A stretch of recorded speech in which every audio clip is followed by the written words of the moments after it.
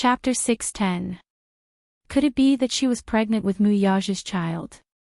Mu Xing immediately grasped Mu Wanru's wrist tightly as he looked at Mu Yaja in shock and suspicion. Wasn't this child congenitally infertile? Why was she now saying that she was pregnant with his child? Mu Yaja was stunned when he heard this. His eyes widened slightly as his face turned cold. What trick was this woman playing with him? Pregnant? He didn't remember ever laying a finger on her. Hence, he said in disgust, Mu Wanru, don't put on airs. I'm not. She held his hand tightly and clarified, nervously and fearfully. Grandpa, I only found out about it today, too. I originally wanted to tell you all this good news, but I didn't expect it to happen. But Aja said that he wants to call off the engagement with me, so this good news became bad news. But, I'm really pregnant. Mu Yaja finally saw how shameless this woman could be. He suddenly recalled that when he was having sex with that little woman last night, she suddenly lost control and questioned him. You said that I belong to you, so who do you belong to? Mu Wanru. Could it be, when he was not in the country, Mu Wanru came to show off in front of her and claimed that she was pregnant with his child to humiliate her? Obviously, she believed it. Was that why she had blacklisted his number and treated him so coldly, as if he hadn't seen him at all? She even asked him not to touch her out of humiliation. She even despised him for being dirty. Just because she believed Mu Wanru's words. Mu Yaja instantly figured out the ins and outs of the matter, but he still felt a little annoyed. This stupid woman believed everything she heard. Was her trust in him so weak? She really needed to be taught a lesson. However, Mu Yaja did not expect Mu Wanru to jump into the fire pit herself. Or was her bluff just a delaying tactic? If that was the case, then Mu Wanru's scheming was deeper and harder to predict than he thought. He had not touched her at all, yet she dared to announce that she was pregnant with his child. Was she not afraid that he would do a paternity test after the child was born? Or, Mu Yaja's handsome eyes widened, and they turned cold in an instant. Or, did she not intend to keep the child at all? On the other hand, Mu Xing's heart ached so much that it was about to bleed when he saw Mu Wanru's weak and helpless look. He immediately comforted her. Don't be anxious. Grandpa believes you. Grandpa believes you. Come and sit down. With that, he coaxed and cajoled Mu Wanru to sit on the sofa beside him. After a moment of shock, his face lit up with joy. What nonsense are you spouting? It's a good thing that you're pregnant. It's a great thing. Don't worry. With that, he patted Mu Wanru's back and turned to face Mu Yaja angrily. How can you say that? Is pregnant with your child. Isn't this great thing? What do you mean by pretentious? What are you talking about? You don't even have the basic responsibility of a man. Outrageous. Mu Yaja frowned slightly and coldly said, Grandpa, I didn't touch her. Even if she's pregnant, it's not my child. Chapter 611. This is outrageous. It wasn't easy for you to have a child. This is a good thing, how can you abort it? Mu Xing was furious as he accused him. You unfilial son. Don't you even acknowledge your own child? Wanru has been helping you wholeheartedly, but what about you? You don't even acknowledge your own child. She's pregnant. If the child isn't yours, whose can it be? Mu Wanru had always maintained a virtuous image in front of Mu Xing. Naturally, he believed her words without a doubt. Instead, he thought that this unfilial son of his was irresponsible and did not even acknowledge his own child. But, he's the child's father. Why won't he acknowledge his own child? Mu Wanru looked at Mu Xing sadly. Tears streamed down her face as her voice trembled and choked. Her whole body trembled. Seeing this, Mu Xing's heart ached even more. He immediately pulled her into his arms and comforted her gently. Don't cry, child. You've been wronged. Don't be afraid, Grandpa is here to stand up for you. You just have to focus on recuperating, don't worry about anything else. Grandpa. Mu Wanru threw herself into his arms with a wronged look and cried sadly. Hearing her cries, Mu Xing's heart seemed to be cut with a bloody wound, and it hurt sharply. Mu Yaja raised a brow slightly, his lips pursed and stiff. This woman's acting skills are superb.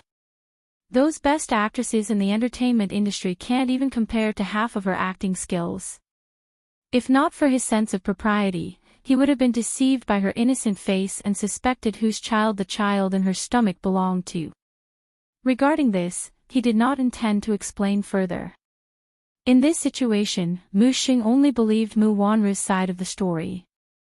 No matter how he explained, he would not be able to defend himself. On the other side, Mu Xing's heart ached as he covered the back of Mu Wanru's hand and comforted her. Don't be sad. If he doesn't acknowledge this child, Grandpa will. Sigh, you have to think about yourself. You're pregnant now, don't cry. Mu Wanru's bluff was done out of desperation. She had no choice but to resort to it. In order to protect his identity from being exposed, he did not hesitate to take the risk. She was keenly aware that Mu Yaja must have seen through her identity, but she didn't know when he realized it. Let's not talk about this for now. Seeing that her identity was about to be exposed, Mu Wanru had no choice but to reveal the fact that she was pregnant. Since Mu Yaja was aware of her identity, she could only use his trust in her to claim that she was pregnant with Mu Yaja's child. Mu Xing would definitely be overjoyed and believe her words. He would then arrange her marriage with Mu Yaja as soon as possible. Once the wedding was completed, she would officially become the young madam of the Mu family. Then, everything would be much easier to handle. She was not afraid of Mu Yaja's denial. Compared to him, Mu Xing would definitely believe her words more. Even if they had to do a DNA test, Mu Wanru would not be afraid or guilty. Previously, she had seriously calculated the time of her pregnancy. It had only been 5 weeks since she had sex with Aaron. That was during her safe period, so it was impossible for her to have conceived at that time. Hence, according to the world's judgment, she estimated that she was about 3.5 weeks pregnant. Chapter 6:12. A paternity test was not something he could do just because he wanted to. Even if he insisted on having her undergo an amniocentesis, Mu Xing would not agree to it. This was because the amniocentesis needed to be done under mature conditions. If it was done too early, there was a high risk of miscarriage. Usually, amniocentesis could only be done after 3 months of pregnancy. Mu Xing had always valued the Mu family's bloodline, so naturally, he would not allow it so easily. With his protection, she could ensure her safety for at least 2 months. This meant that she still had 2 months. 2 months later, she had plenty of ways to let nature take its course for her miscarriage. By then, as long as she acted quickly, Mu Yaja would be helpless even if he wanted to prove that the child was not his. It was as she had expected. Mu Yaja stood on the escalator and watched this farce from above. She heard him say coldly, "Won't the truth be out if the child is mine after a paternity test?" Mu Wanru raised her head and said righteously, "Fine. I'll do it with you. If you want to do a paternity test with me, then I'll do it with you. This way, I can prove my innocence." She met his cold gaze without a trace of guilt or panic on her face. To a certain extent, this was undoubtedly a provocation. Mu Yaja's eyes darkened, but he heard Mu Xing cut her off sternly. No. The third madam had undergone an amniocentesis before, so he knew very well that it was quite dangerous for the fetus and could easily lead to a miscarriage. He slammed the table and stood up, scolding Mu Yaja, "This is outrageous. Can the child still be saved if we do an amniocentesis now? Are you crazy?" "Grandpa, I'm fine." Since he wants to verify if the child in my womb is his, then let him verify it. I have a clear conscience, anyway. Mu Wanru immediately said from the side. Mu Xing said helplessly, silly Ro-air, you don't understand at all. You're just pregnant, how can you do an amniocentesis? I'm afraid it'll be difficult to keep the child. Mu Wanru pretended to be angry and mumbled, it's fine if you don't want it. Anyway, he doesn't recognize this child. If the child is born and knows that his biological father doesn't recognize him, he will be very sad. Don't lower yourself to his level. Anyway, Grandpa won't allow you to do it. Just focus on taking care of the fetus and don't worry about the rest, he coaxed at once.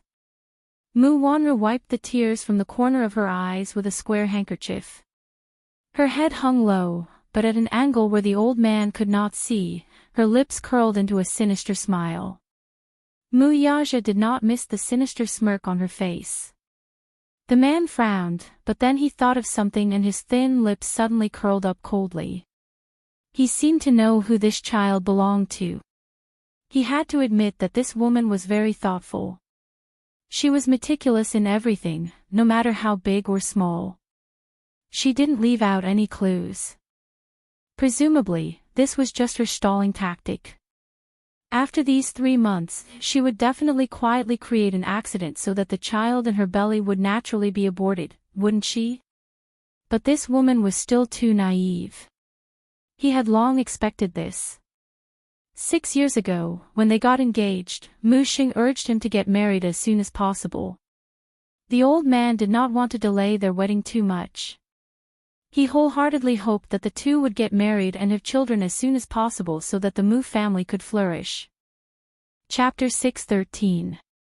Alas, Mu Wanru was merely a pawn he used in exchange for the inheritance of the Mu family. He could get engaged to her, and he did not mind getting married to her. Impossible. Hence, he fabricated the news of her being infertile. Everyone believed it to be the truth.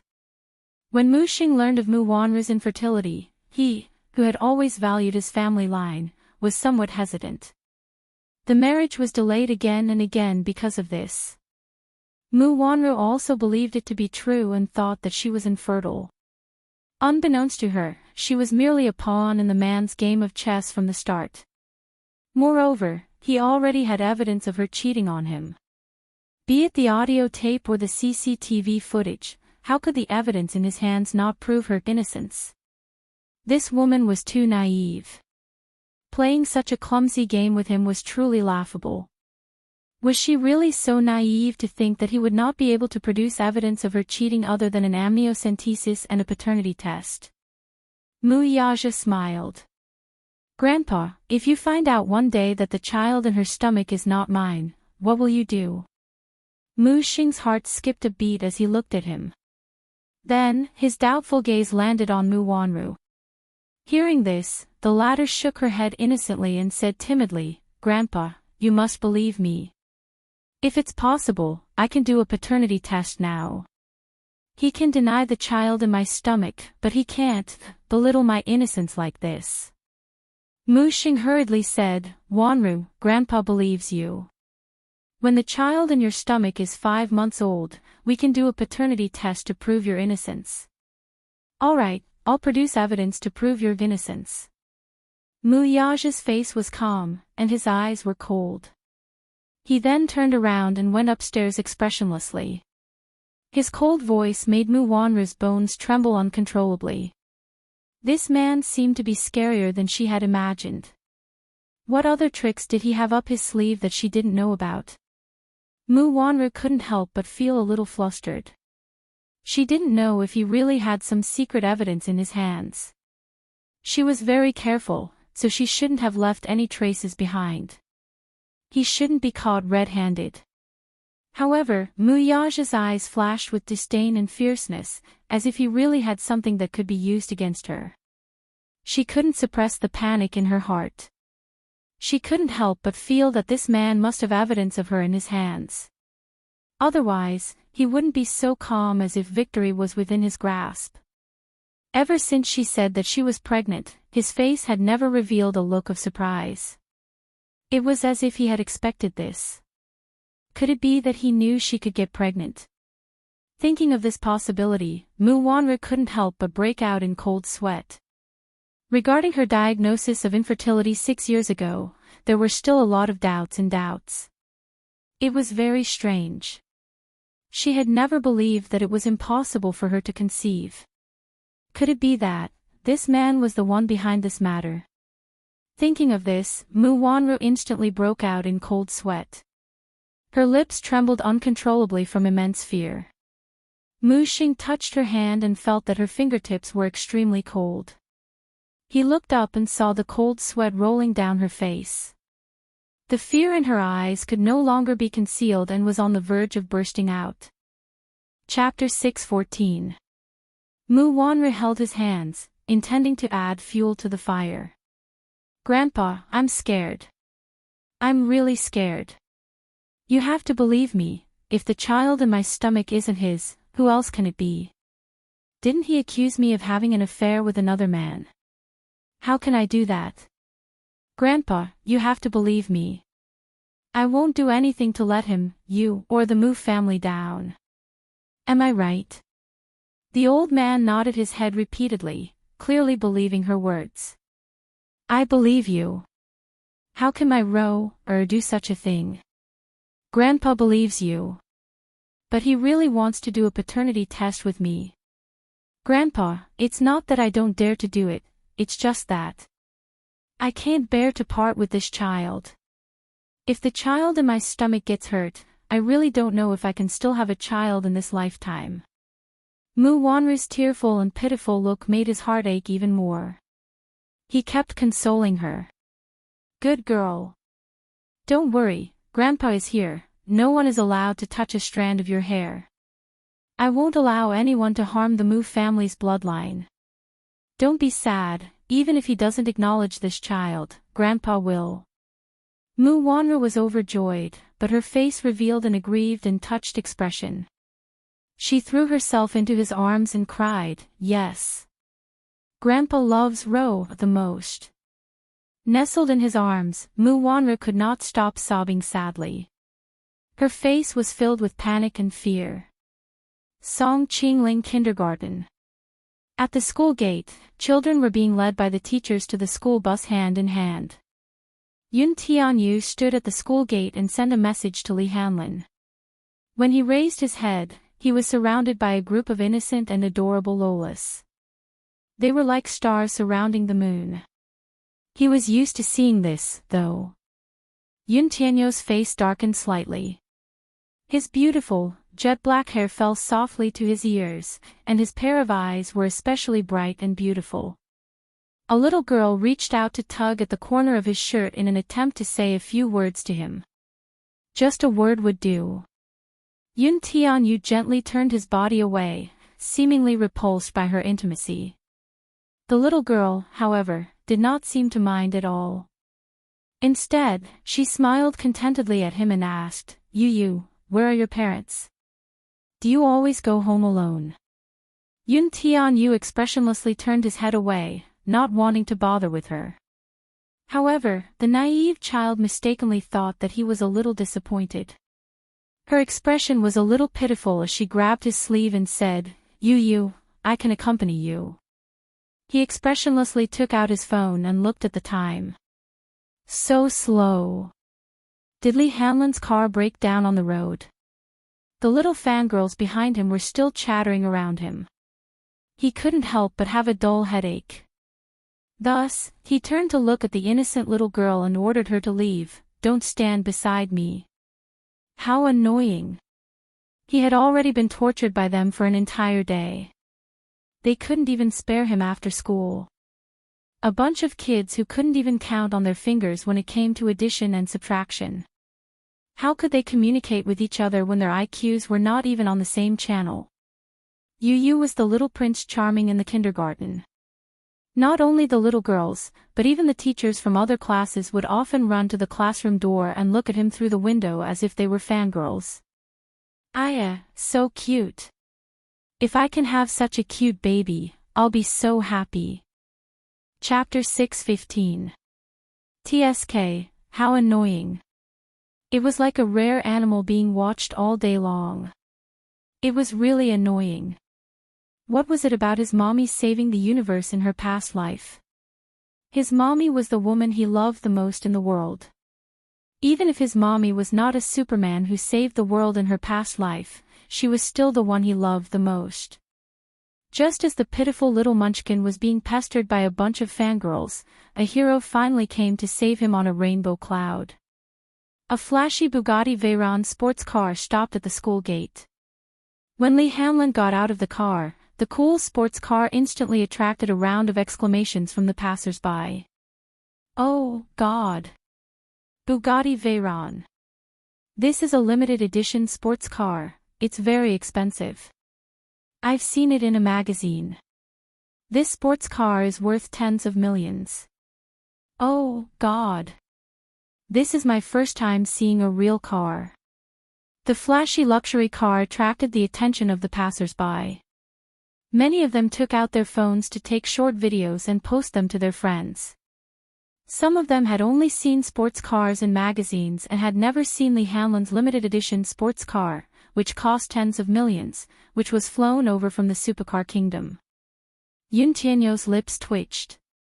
He was speechless as he looked at the passers-by who were touching the car and posing for selfies from time to time. Spotting the little lad's figure in the crowd, Lee Hanlon immediately walked over to him in a fawning manner. "Director Yun, I'm late." He. Yun Tianyu glared at him in displeasure. Just as he was about to flare up, Lee Hanlon, who seemed to know what he was going to say next, hurriedly kowtowed to him and begged for mercy. "Please don't deduct my salary. Director Yun, it's really hard to save money for a wife." You. Lee Hanlon blinked his eyes and gave him a flattering smile. Yun Tianyu felt disgusted. "Enough. Give me a reason for being late, or else your bonus will be deducted." "Yes. I really have a reason for being late." Lee Hanlon immediately defended himself. "Speak. I found out something today. Let me carry you to the car first, and then I'll tell you slowly." With that, Lee Hanlon bent over and carried him into the car. There was a child safety seat in the front passenger seat specially prepared for him. This thing is so childish. "I'm not a child, I don't want to sit on it." Feeling wronged, Lee Hanlon said, "CEO Yun, there's nothing you can do if you don't want to. It's for your safety. Moreover, the country's law stipulates that children under the age of 8 must sit in the safety seat." Yun Tianyo's face was full of bitterness. That's right, he's not even 8 years old. In the car, Lee Hanlon passed a stack of documents to him. Yun Tianyu took the documents and skimmed through them.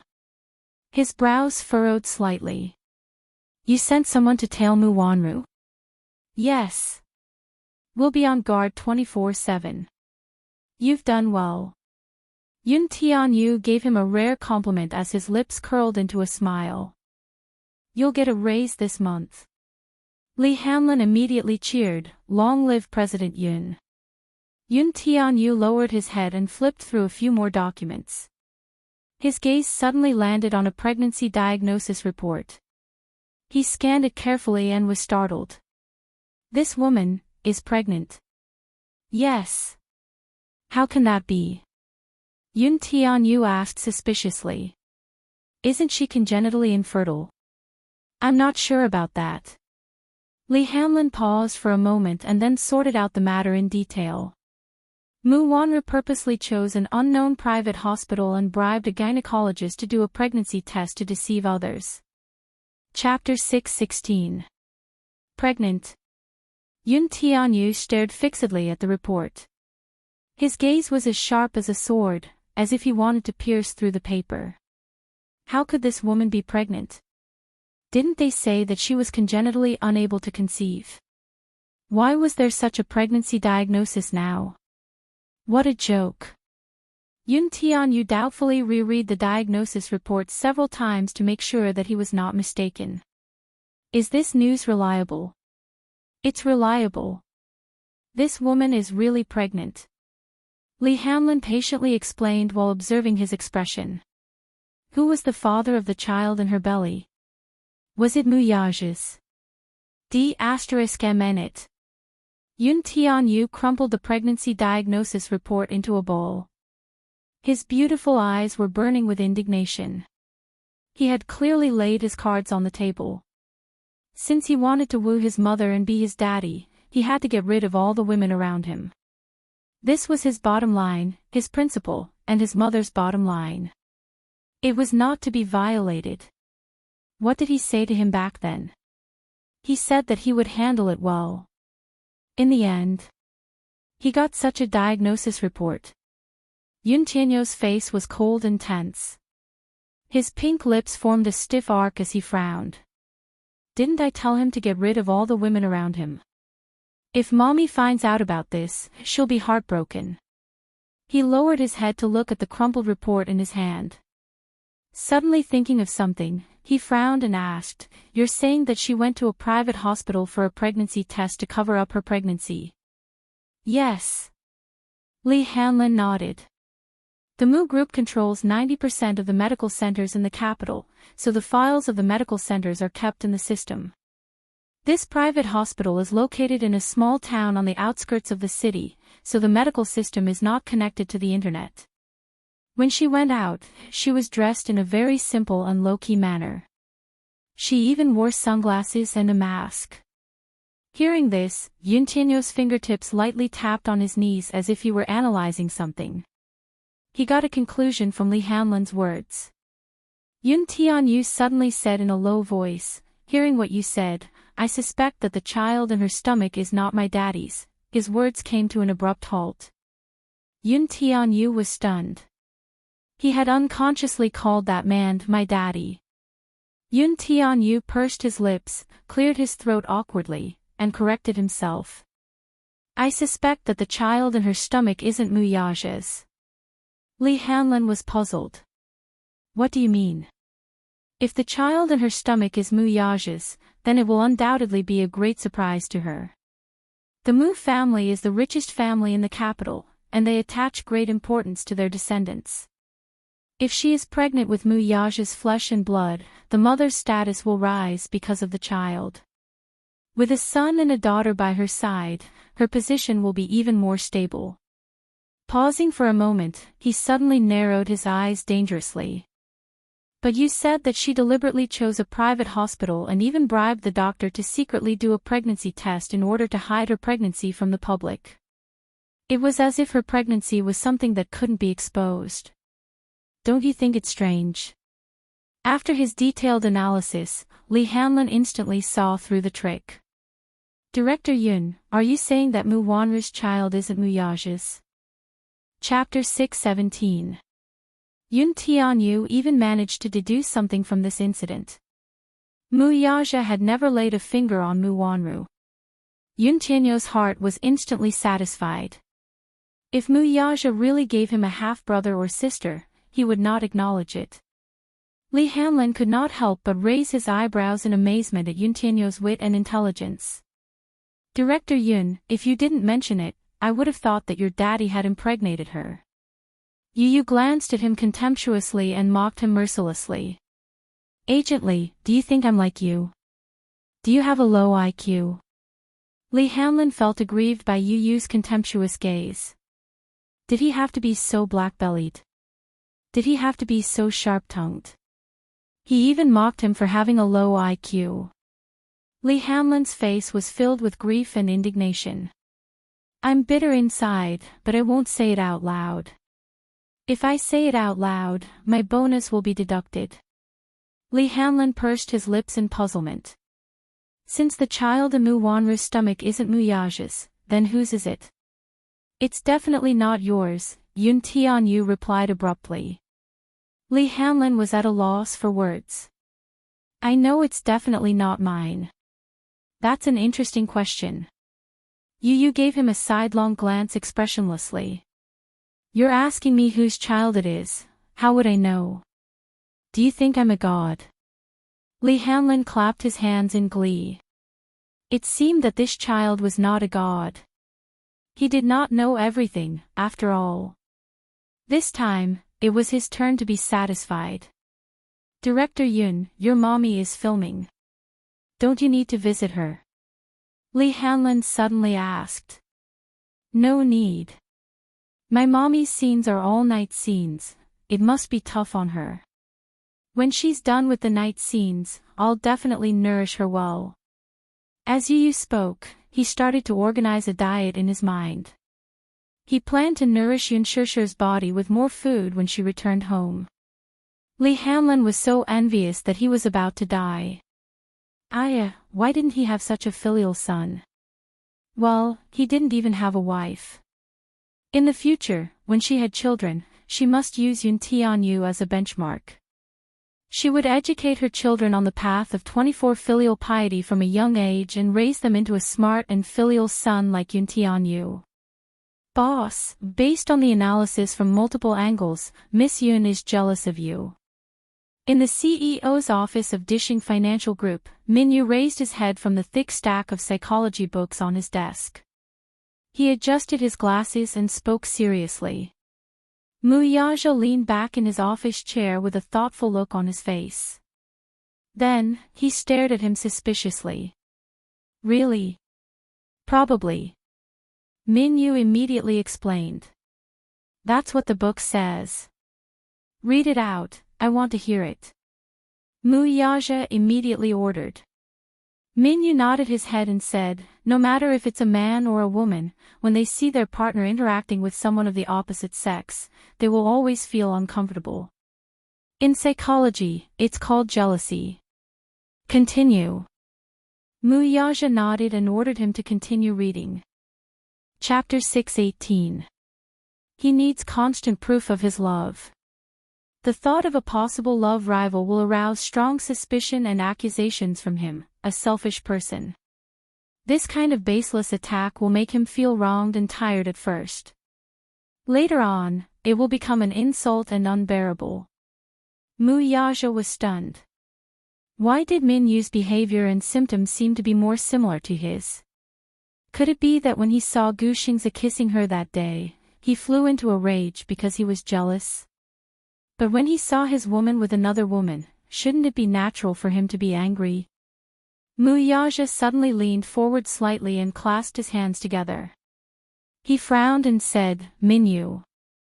Yes, boss. Mu Yaja asked hesitantly, is it normal for a man to be jealous of a woman? Minyu was taken aback. He immediately lowered his head and flipped through the pages of the book with his fingers. Mu Yaja was shocked by the speed of his hands. Minyu immediately flipped to the table of contents and read it to him with great emotion. Love without jealousy doesn't exist. Vinegar is not just a condiment in love. It's even a nutrient. The intensity of the vinegar is often proportional to the intensity of the love. So, looking back at the past and thinking about the present, if you're never jealous in a relationship, isn't this so-called love very suspicious? Practice is the only standard to test the truth. Jealousy is one of the standards to test whether true love is fake. In other words, when a person is jealous of another person, it's because he loves her and cares about her. Mu Yaja organized the paragraph into a sentence of truth. Minyu nodded hesitantly and said, that's roughly what it means. Mu Yaja frowned. He lowered his eyes and seemed to be deep in thought. Suddenly, he raised his eyes and looked at Minyu in confusion. The latter's shoulders trembled as he stared at her. Minyu. Go ahead, boss. Have you ever been in love? No. Minyu was touched on his sore spot. He immediately shook his head pitifully. You've never been in love before. Mu Yaja glanced at him from head to toe with some disdain. He actually hired someone who had never been in a relationship to be his love psychology teacher. Minyu retorted, boss, I haven't even earned enough money to get married. How would I dare to fall in love? Mu Yaja raised his eyebrows in displeasure and glared at him coldly. He rapped his knuckles on the table. If you want a raise, just say it.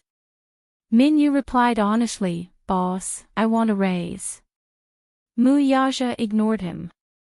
Rejected. Minyu looked as if he had nothing to live for. Muyaja ignored the resentment emanating from him and continued to ask, "What does it mean for a woman to be jealous of a man?" Unwillingly, Minyu lowered his head and flipped through the book. Then, he read it out one by one. "When a woman is jealous, she will ignore you." Muyaja nodded. Just a few days after he left the country, this woman had blacklisted his number. "Secondly, she will be cold to you." Muyaja nodded again. This woman was really damn cold to him. She gave him the cold shoulder. Could it be that she was jealous of him? Thirdly, she will lose her temper easily. 90% of women will lose their temper. Chapter 6:19. The fourth rule is that you will mock and ridicule without revealing your true feelings. That seemed to be the case. She'll compare herself to that woman. Muyaja rubbed his chin thoughtfully. Yun Shishir's words echoed in his ears again. "You said that every part of my body belongs to you. What about you? Who do you belong to?" Mu Wanru. She'll appear depressed, accompanied by sad crying, and unable to recover from the setback. Minyu listed out the reactions of women to jealousy one by one. Even if he didn't list all of them, most of them matched. Could it be that the woman had blacklisted him, treated him coldly and alienated him, secretly mocked and ridiculed him, and even compared him to other women? These were all reactions of jealousy. Muyaja naturally put it into the equation: jealousy equals love. Did that mean that this woman was jealous because she liked him? Muyaja couldn't help but smile at this realization. The coldness in his eyes gradually eased, and there was a hint of joy. Minyu raised his head and looked at the excitement and complacency on his boss's face in shock. Under his gaze, Muyaja came back to his senses. However, when he saw Minyu staring at him so blatantly, he immediately stopped smiling, cleared his throat, and glared at Minyu unhappily. "Continue reading your book." Minyu immediately calmed down and didn't dare to look at him again. You have to be good at controlling your emotions and respecting the other party's feelings. You have to know that she's not your private property. "She's my private property." Muyaja corrected him unhappily. "She has the right to be with others, and even to love others." Muyaja immediately interrupted him with a cold look in his eyes. "She has no right to be with men other than me, and she has no right to love other men." The strong and dangerous aura emanating from him shocked Minyu so much that he didn't dare to speak for a long time. "Minyu. Boss, is this book authentic?" Muyaja questioned. How can there be such a ridiculous statement? "Yeah." Minyu flipped to the next page and added, "It also says that although being jealous is a sign of liking someone, it's still far from true love. If you're jealous, there's only one way out: to use love to get love back. Using love to obtain love." Muyaja couldn't help but fall into deep thought as he leaned back in his chair with an unreadable expression on his face. Do women have a deep obsession with marriage? What do women usually think about marriage? Minyu shook his head blankly. "I don't know." He also wanted to answer this question. It was a pity that he didn't even have a girlfriend. Muyaja glared at him. "If you don't know, then why aren't you investigating?" Minyu immediately took out a book titled The Psychology of Marriage and started reading it silently. It's easy to fall in love, but it's hard to get along with each other. The biggest difference between marriage and love is that love is based on the other party's strengths, while marriage is based on the other party's weaknesses. In marriage and love, communication is often a big problem, and this is often caused by the difference in perception of love between men and women. Muyaja nodded thoughtfully. Chapter 6:20. Is that so? Muyaja mumbled doubtfully. Minyu replied, "Well, a woman's heart is like a needle at the bottom of the ocean." "I don't really understand." Muyaja replied, marriage is just a piece of paper. Do women actually see it as a sense of security? He really couldn't understand what women were thinking. Muyaja was a little confused. Can't you get a divorce after you get married? Minyu thought about it seriously for a while and said, I think that women yearn for marriage not only because of the sense of security that a piece of paper can give them, but also because they yearn for their man's love to become a legitimate thing. Muyaja gently rubbed the thumb ring on his finger. His eyes were filled with thoughts, but he didn't say anything. Boss, do you not know how to coax a woman? Minyu winked slyly. Let me give you a suggestion. Let's hear it. Minyu immediately leaned over and whispered in his ear. Muyaja looked at him suspiciously. Will it work? Yes. It will definitely work. Women like romantic things. Muyaja glanced at him and pursed his lips. Go and arrange it. Okay. Yunshanshi Villa District. Yunshanshi locked herself in her bedroom. She couldn't go anywhere for an entire day. She wanted to go home, but a servant stopped her at the door. Yunshanshi Villa was located in a piece of land with good feng shui in the suburbs. It was far away from the hustle and bustle of the world. The scenery was picturesque and beautiful. When she walked out of the entrance, she could see a winding mountain road in the distance. It stretched for thousands of miles. Because it was a private villa area, there were basically no public transport routes or taxis. If she insisted on leaving, she would have to walk down the mountain to have a chance of getting a taxi. Yunshanshi was extremely frustrated. Muyaja. What was this man thinking? Why did he leave her alone in the villa and disappear without a trace? What was he doing?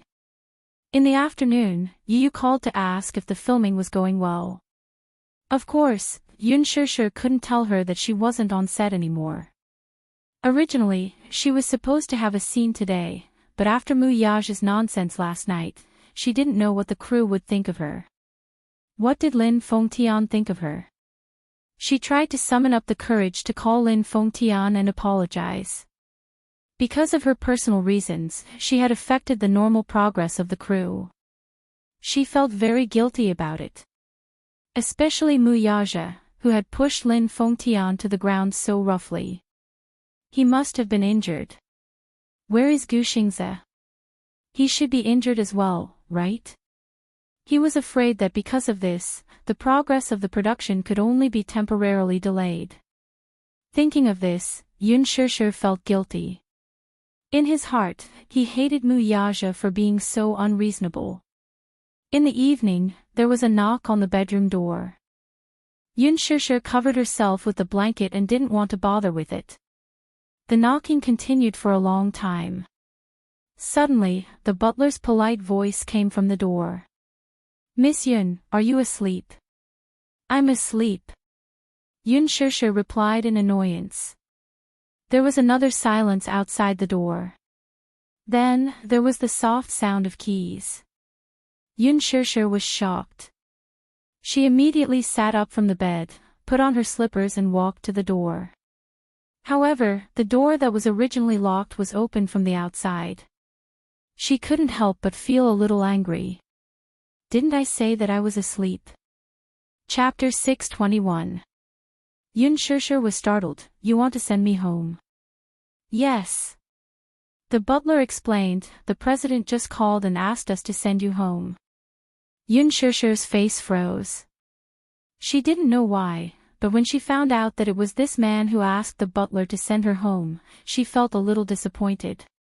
However, it quickly dissipated. He said he wanted to send me home. Yes. The butler said and carefully handed over a small dress. The president sent someone to give this to you. If you don't mind, we'll help you change into it. What is this? Yunshanshi's gaze fell on the small black dress. It was a Chanel haute couture dress. It was elegant and beautiful, and one could tell that it was worth a lot. It wasn't for formal banquets, but more like the small dresses worn by socialites in high society. It was simple, but it didn't lose its elegance. She couldn't help but frown. I don't want it. She didn't want to wear the clothes he gave her. When the butler heard this, a panicked look appeared on his face. Miss Yun, this is a little gift from the president. He repeatedly told us to help you change into it, otherwise. Miss Yun, please don't make it difficult for us. Yun Shishir said in a huff, I don't want it. Tell him I don't like it. You don't like this style? The butler asked respectfully. This was a style personally chosen by the president. When they saw it, they also felt that Yun Shishir would look good in it. I don't like this style. Yun Shishir said coldly. The president didn't just send this one. If Miss Yun doesn't like it, there are a few more styles for you to choose from. With that, the butler immediately called out and a row of fashion clerks in high-class uniforms rushed in. They spread out in front of her, each holding a set of high-class clothes of different styles for her to choose from. Didn't you say you were going to send me home? Why did you make me change into this for a trial? Where's Muyaja? What is he trying to do? Yun Shishir couldn't help but feel annoyed. She didn't know what he was trying to do. Everyone looked at each other and shook their heads in confusion. The president only told us to help you change into the dress and send you to the car. The car is already waiting for you outside. Upon hearing this, Yun Shishir immediately walked to the floor-to-ceiling window and lifted the curtains. When she saw a luxurious limousine parked outside the courtyard, she was momentarily baffled. She really could not fathom the man's intention. However, she turned around and looked at the troubled faces behind her. She suddenly sighed and pointed at the black dress and said, Forget it, I won't make things difficult for you. Just this one, I will change into it myself. The servant's face immediately lit up with joy. She left the dress in the room and retreated out of the door. Yun Shishir changed into the gown and looked at the mirror. The black gown on her made her look even more elegant and slender. It also accentuated her snow-white skin. Her black hair, which was as beautiful as brocade, slanted from her shoulders to her waist. She exuded the aura of a socialite. As soon as she opened the door, the stylists waiting at the door immediately surrounded her. Hair, makeup, jewelry, and high heels were undoubtedly a huge project. Yun Shishir felt that something was wrong. What are you trying to do? The stylists were also confused and shook their heads. Chapter 622. The Bentley slowly parked in the parking lot of Hushin Island. Hushin Island was artificially developed 2 years ago, and now it had become a landmark in the capital. And this restaurant was located on Hushin Island. It could be said to have a picturesque view. Bali Western Restaurant. It was the best Western restaurant for couples in the capital. It was very romantic. It was said that this Western restaurant only served one pair of couples a week. It was rumored that this was the most expensive restaurant in the capital. Whether it was the dishes or the fine wine, they were all extremely luxurious. Therefore, it was widely rumored that Bali's couple's set meal was worth tens of millions. Yun Shishir initially found it unbelievable when she heard about it. How could anyone be stupid enough to spend 10 million on a Western meal? However, when she got out of the car, she was surprised to see a gorgeous cruise ship docked by the shore. It was so beautiful. It was already night time. The entire island was covered in colorful lights. It was extremely romantic.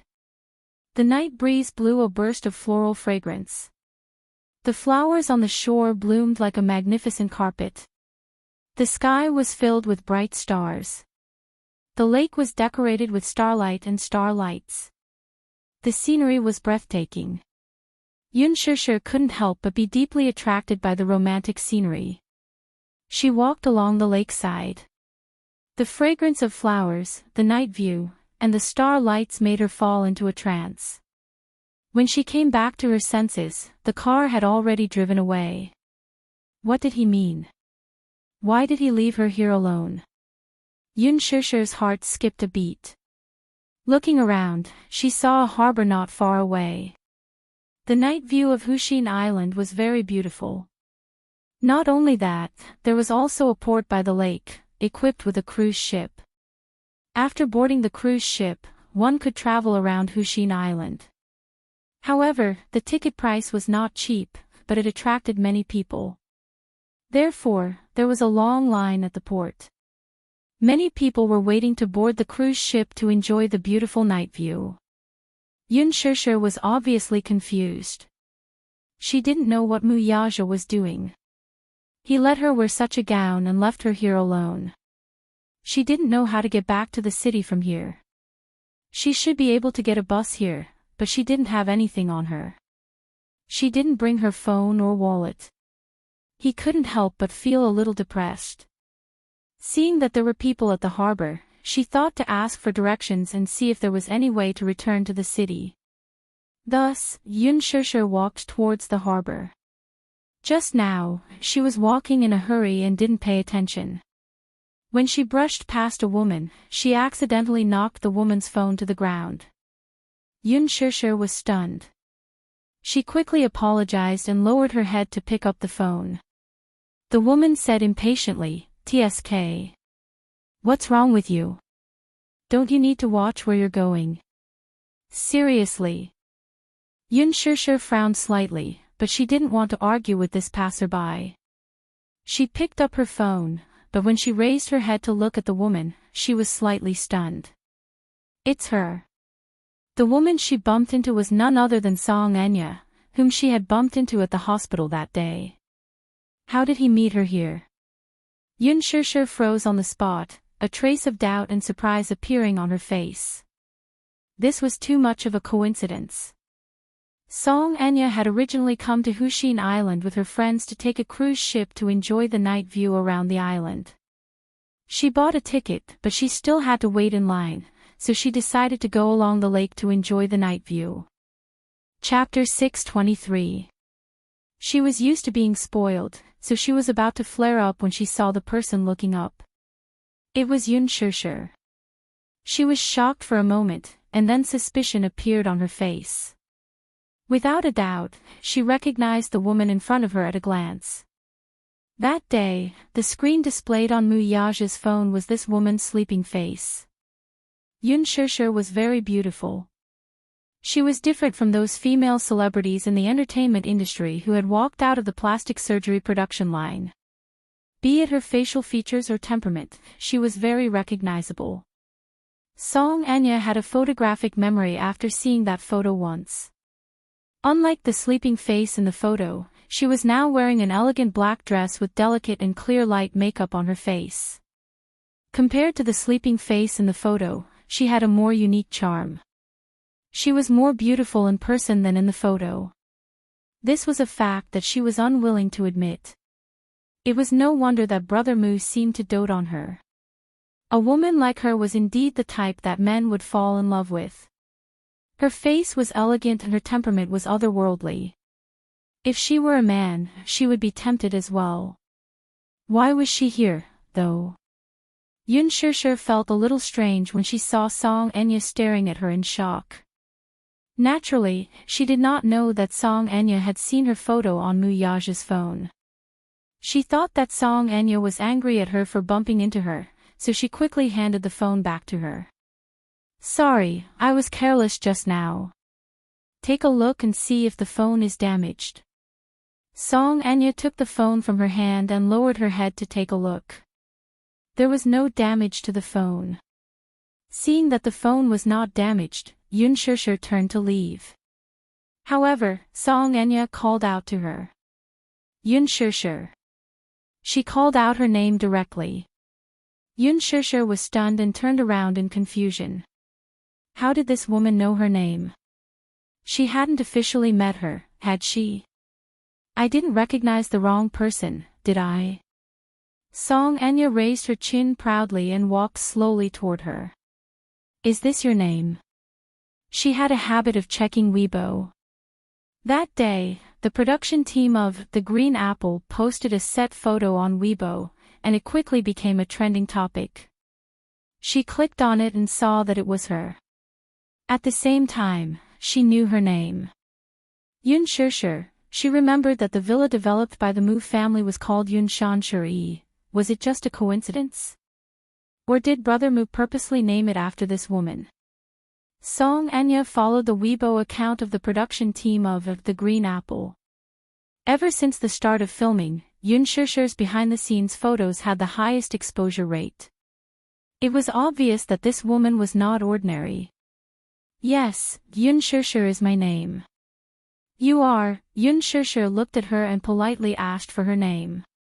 You don't deserve to know my name. Song Enya crossed her arms and retorted haughtily. When Yun Shirshir heard this, the polite smile on her face immediately turned cold. This woman was really arrogant. She curled her lips and smiled. It's fine. I don't care anyway. It was as if she really wanted to know. She couldn't be bothered to lower herself to her level. Song Enya choked on her words. Is there anything else? Yun Shirshir smiled gracefully. If there's nothing else, I'll leave first. Stop right there. Seeing that she was about to leave, Song Enya gritted her teeth and stomped her feet in jealousy. She chased after her and grabbed her shoulders. Chapter 624. What are you doing? Yun Shirshir was furious as well. She shook off her grip abruptly, feeling that the other was being ridiculous. Why was she glaring at her as if she wanted to swallow her whole? Song Enya sneered and retorted, Did I say you could leave? That's strange. Who are you? Why should I listen to you? Yun Shirshir was baffled. Are you crazy? Ha! Song Enya was so angry that she laughed. Crossing her arms over her chest, she glared fiercely at her. Yun Shirshir, why don't you take a good look at your status? How dare you talk to me like that with your lowly status? Miss, what does my status have to do with you?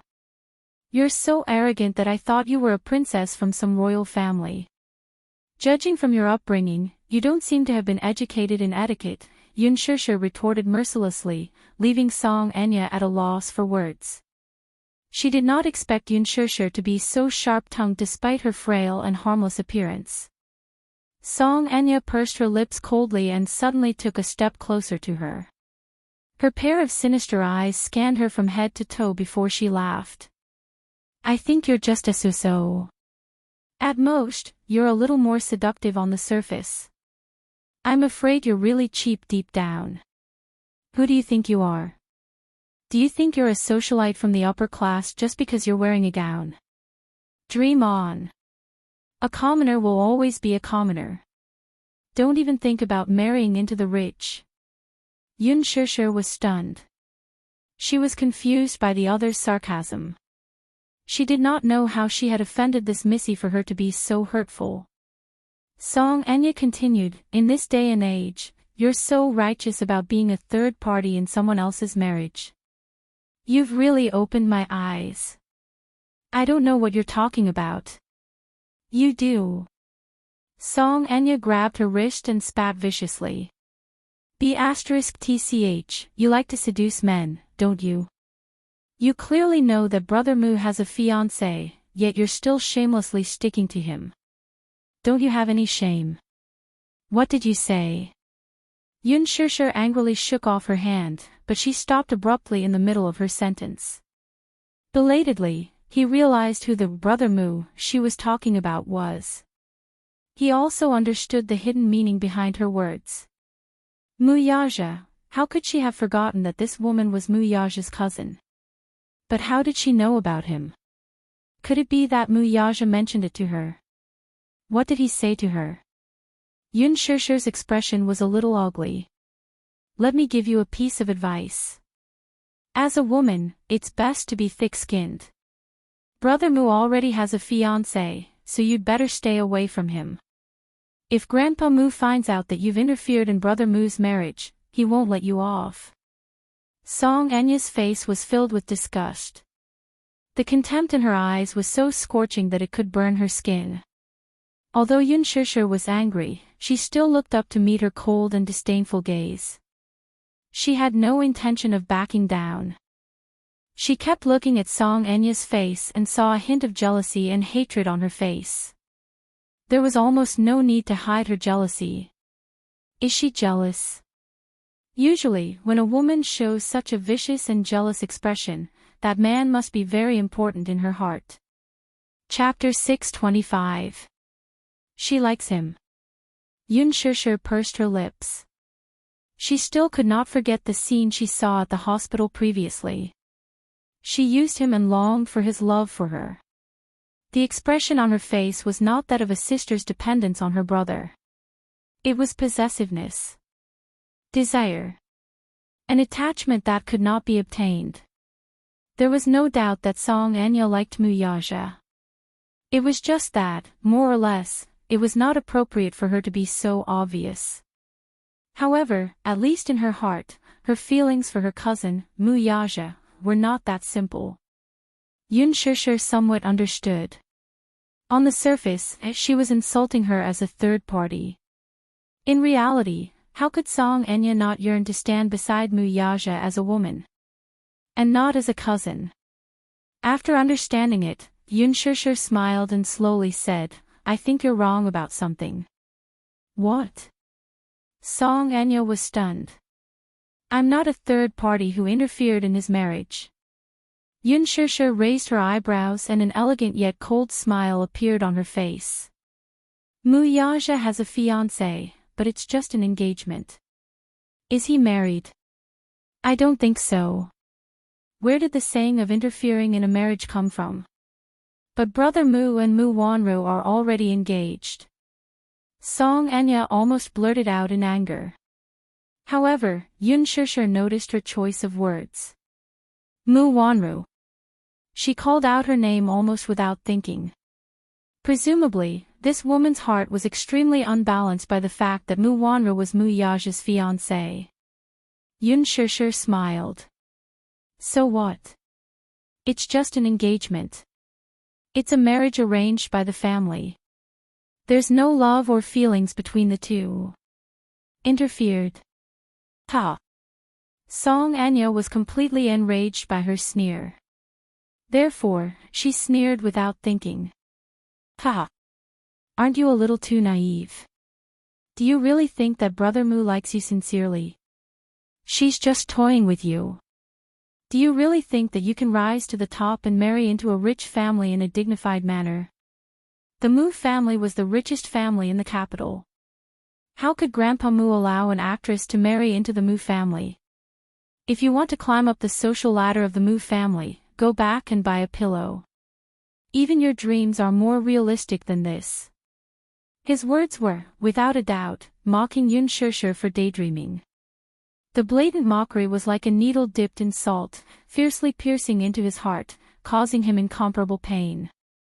Yun Shishir felt a stab of pain in her heart, but she still maintained an elegant smile on her face and asked, So what?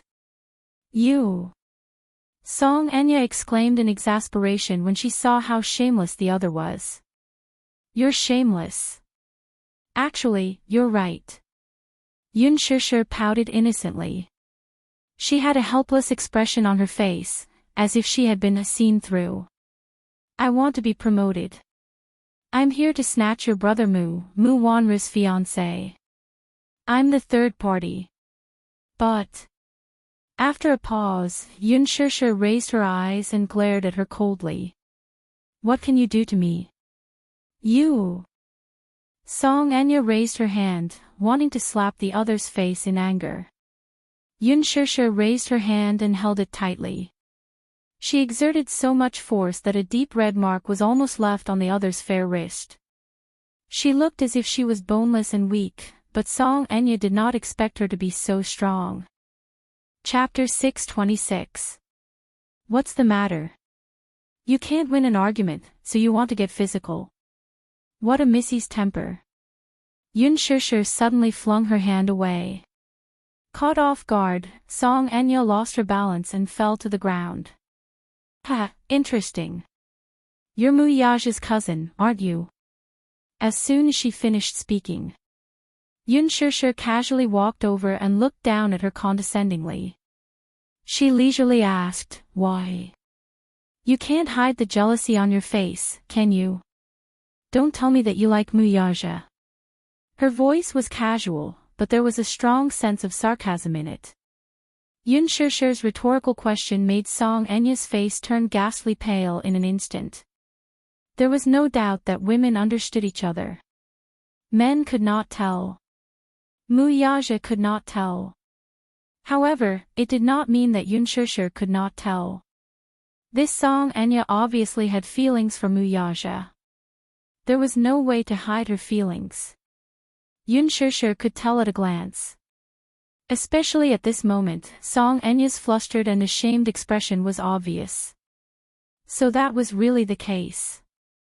Yun Shishir shook her head and sighed. So that's how it is. You've fallen for your cousin. Is it any of your business? Song Enya raised her head and said angrily. At this moment, she had fallen to the ground, and Yun Shishir was talking to her condescendingly. Her aura instantly diminished. Hence, she immediately tried to get up from the ground.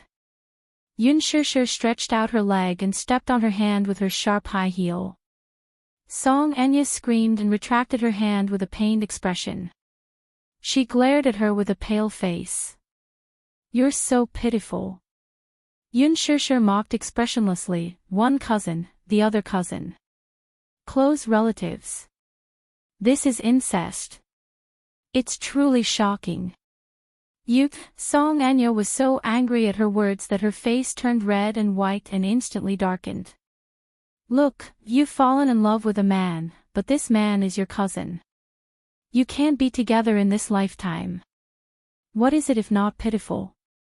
She then added unhurriedly, "I'm different from you, though. I even have a child with him." As soon as she finished speaking, Song Enya was so shocked that her face turned pale and she stared at her in disbelief. Yun Shishir was in a good mood as she admired the other's pale and colorless face. She asked airily, "What about you? What about you?" "Cousins, close relatives, being together is against the rules of ethics." Song Enya was momentarily stunned. She stared fixedly at Yun Shishir's face before regaining her senses. Her eyebrows and the outline of her lips. Shao Yichen's eyebrows. At first, she did not pay attention to it, so she did not realize this. Now that she saw it, she was shocked. Could it be, Shao Yichen is Muyaja's child? This realization almost hit Song Enya to hell, and she was instantly buried in a sea of fire.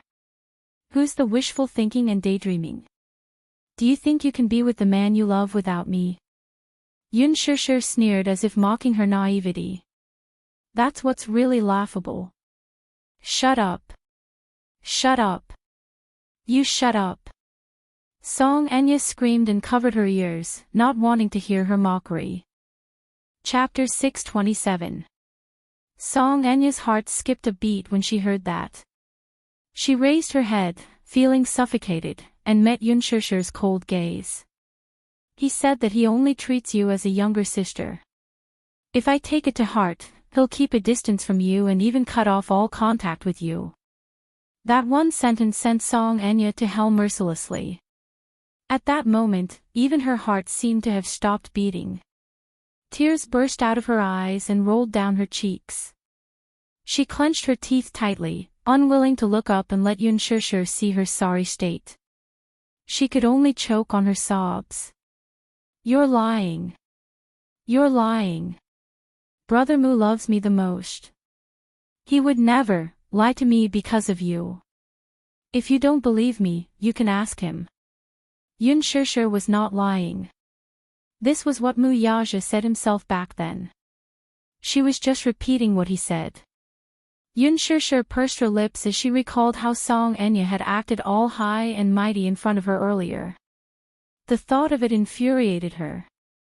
Now that she knew that Muyaja only treated her as a younger sister, she could not take the blow and broke down. She was just a vase and very delicate.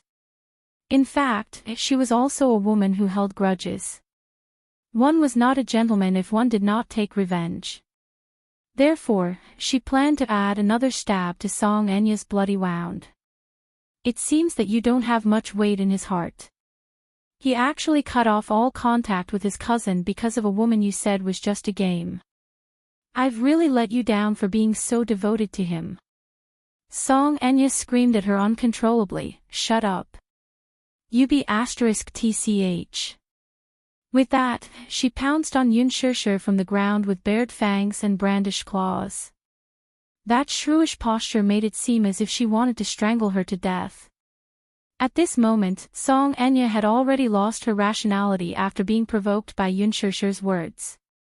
All she wanted was to teach this be *tch a lesson. Yun Shirshir, however, did not even bother to look at her. With a slight movement of her body, she hooked Song Enya with the tip of her foot. In her fury, the Missy did not see the tripper clearly and tripped unsuspectingly, falling face first into the mud. The cement floor was filled with jagged gravel. Song Enya, who was wearing a short skirt, scraped the skin on her knees from the fall, causing numerous bloody spots to appear on them. Her palms were also scraped, and streaks of blood seeped out. She was in a sorry state. Song Enya lowered her head to take a look at the gruesome abrasions on her knees. In the Song family, she had always been a princess who had been doted on since she was young. Before Song and she was born, she was the only one, the Song. Her father, mother, doted on her, and elder brother, she, had never suffered any grievances. Even after Song and she's birth, Papa Song and Mama Song's love for her did not diminish at all. Her spoiled Song Enya, and Song Enya's. Being pampered like this, Song Enya was really spoiled like a princess. Her body was as flawless as white jade. She had always been vain and would not let herself get hurt. Now, when she lowered her head and saw the terrible injuries on her knees, she glared at Yun Shirshir and screamed, Yun Shirshir. You be *tch, shameless. Tears rolled down and wet her face. Song Enya's meticulously applied makeup was ruined by her tears. Chapter 628. In short, she was scheming and elegant. Song Enya was momentarily stunned when she heard that. Her eyes widened as she sized up the woman before her in disbelief. Her heart skipped a beat, and she gritted her teeth hard. You be *tch, smack. Yun Shirshir raised her hand and gave her a tight slap. Song Enya's face was slapped to the side. Her eyes widened in disbelief as she held her stinging cheek in disbelief. She had been slapped by someone. Yun Shirshir looked down at her coldly and sneered. Didn't your parents teach you any manners? Yun Shirshir, how dare you hit me? Song Enya was so angry that her eyes turned red. Smack! Yun Shirshir smiled and gave her another slap. This time, Song Enya was completely stunned. I'll let you see if I dare to hit you or not. Yun Shirshir straightened her clothes expressionlessly. Song Enya was about to flare up when she saw her elegantly turn around and leave. Yun Shirshir. Stop right there. Song Enya gritted her teeth and got up from the ground to chase after her. A hint of impatience appeared on Yun Shirshir's face. This Song Enya really doesn't know pain until she suffers. While the two were arguing, a waiter, who had been waiting at the port for a long time, saw the scene and locked his gaze on Yun Shirshir. Seeing her black off-the-shoulder gown, silky hair, and exquisite makeup, he knew that she must be tonight's VIP guest. Hence, he hurried forward and interrupted Song Enya's unreasonable tantrum. Hello. May I ask if you're Madam Yun Shirshir? Yun Shirshir turned around and saw the man in his uniform. He looked dignified and polite, so she smiled at him. Hello, I am. May I know who you are? Madam Yun, I'm the manager of Bali Restaurant. You're tonight's VIP guest, so I'm here to pick you up for dinner. Yun Shirshir was stunned. Song Anya, who was behind her, was also stunned. Bali restaurant. Even Song Anya was shocked by this. Did Yun Shishir come here to keep an appointment? In Bali, a set meal for couples was worth 13 million. Even in the whole of Beijing, this was a sky-high price. Bali was a Western restaurant that was rumored to be extremely dreamy. It was said that the dishes included 8 delicacies, accompanied by aged wine. From the small dishes to the large decorations, all of them were noble and exquisite. It was said that before the meal, they would take a 30-minute helicopter ride overlooking the beautiful scenery of Hushin Island. During the meal, they would also receive 10,000 roses. Just this alone was enough to make many women scramble for him. Being able to go on a date in Bali had become a symbol of supremacy. Who exactly was Yun Shishir meeting? Her heart skipped a beat. Could it be Brother Mu? Yun Shishir was also a little surprised. However, she had already guessed who had arranged all of this. She cast a sidelong glance at Song Anya from the corner of her eye before turning to the senior waiter with a polite smile. "All right, I'll follow you." "Wait." Song Anya called out to her with a livid face. Are you on a date with Brother Mu?" Yun Shishir turned around and looked at her expressionlessly. Date? Would Mu Yaja go on a date with her? She couldn't imagine that he would spend so much time on dates. Therefore, she was not sure if Mu Yaja was planning to go on a date with her. However, when she saw Song Anya's conflicted and anxious expression, she smiled and said, "Yes, so I'm going on a date with him. So, I'm going to keep my appointment. Don't follow me anymore." Chapter 629. Song Anya flew into a rage out of humiliation. Just as she was about to step forward again, she was stopped by a bodyguard who appeared just in time. Bali's security was in place. After all, they had to take care of the guests' personal safety and privacy. Hence, under the bodyguard's obstruction, Song Anya could only watch as Yun Shishir was escorted onto the cruise ship. The Bali Western restaurant was located on Hushin Island, and the only way to get there was via a cruise ship. Unlike the cruise ships on the lake, this one was privately owned by the Bali Western restaurant, so it was much more luxurious than the ordinary cruise ships. Hence, when Yun Shishir boarded the cruise ship under the guidance of the waiter, it immediately attracted the exclamations of those who were standing at the harbor overlooking the scenery. For a moment, there were discussions of jealousy, amazement, and envy. Oh, God! Is that the Bali Western restaurant's private cruise ship? Oh, my God! It's so luxurious. Isn't it? I heard that this cruise ship cost a fortune. Oh, God! Bali! That's my dream. Yun Shishir stood in front of the railing as the cruise ship started moving. It slowly left the harbor and headed toward Hushin Island. She lowered her head and looked at the waves that kept rising. The bright starlight on the cruise ship reflected on the lake's surface, making it a beautiful sight. The silver moon on the horizon was like a hook. Standing on the deck, Yun Shishir hugged her shoulders and could not help feeling a little chilly. The waiter considerately put a jacket on her. Yun Shishir thanked him politely, but even with the jacket, she did not feel cold.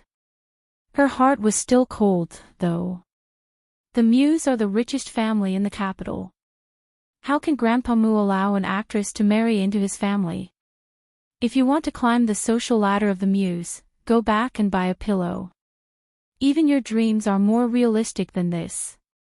Do you really think that Brother Mu likes you from the bottom of his heart? He's just playing with you. Do you really think that you can climb up the social ladder and marry into a rich family in a dignified manner? In this day and age, is it so justifiable to be a third party and interfere in someone else's marriage? Third party. Yun Shishir's lips curled into a cold smile. What a joke. How did she become the third party? Everything that Mu Wanru originally had belonged to her. Mu Wanru was the real third party, wasn't she? She took away the token that her mothers left for her. Took away her identity. Took away her family. She had taken away her fiancé. Isn't the third party Mu Wanru?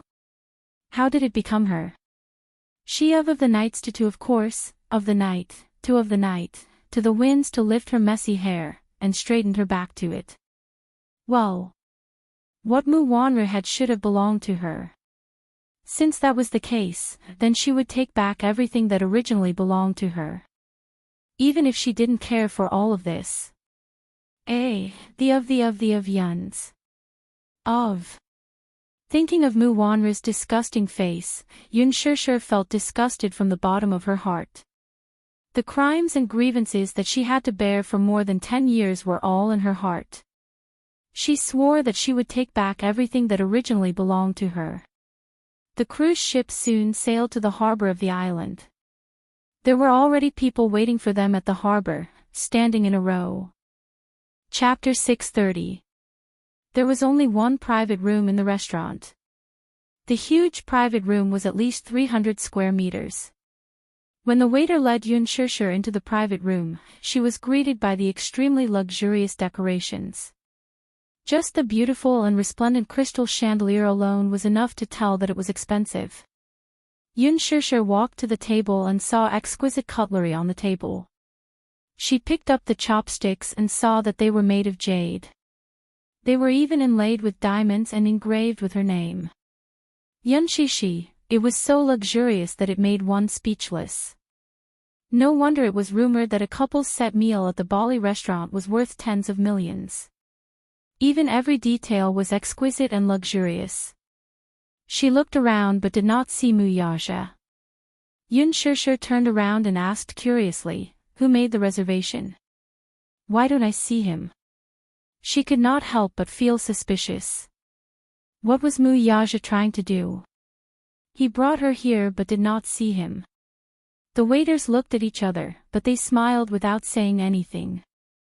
Yun Shishir saw that they were pretending to be mysterious. She raised her eyebrows slightly and decided not to think about it.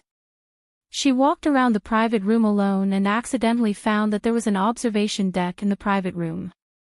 Yun Shishir could not help but be attracted by the Hubble Space Telescope on the observation deck. "Is this a telescope?" Yun Shishir pointed at the telescope and asked. She didn't know much about astronomy, so she wasn't sure if this was a real telescope. The waiter behind her smiled and said, "Yes, I heard that there will be a meteor shower tonight. Miss Yun, do you want to take a look?" "Sure." Yun Shishir gladly agreed. She was quite interested in this telescope. Therefore, she walked to the telescope and the waiter quickly adjusted it for her. Yun Shishir clumsily looked through the telescope and saw the beautiful starry sky. Incredible. Usually, when looking up at the starry sky, one could only see the scattered stars in the night sky. However, through the telescope, one could see that these stars were not of the same size. Some stars were very small as a grain of sand. However, some of the stars were very large. They were either blue or orange in color. Most of them were like diamonds embedded in the night sky, shining brightly and very charming. The stars contrasted with each other and came into view like a beautiful starry sky. It was so beautiful that it was suffocating. Yun Shishir could not help but be fascinated by it. It was no wonder that many astronomy enthusiasts were fascinated by astronomy. Indeed, a starry sky like this could not help but be fascinated. Yun Shishir was in a daze and did not notice that the waiter behind her had already left the private room.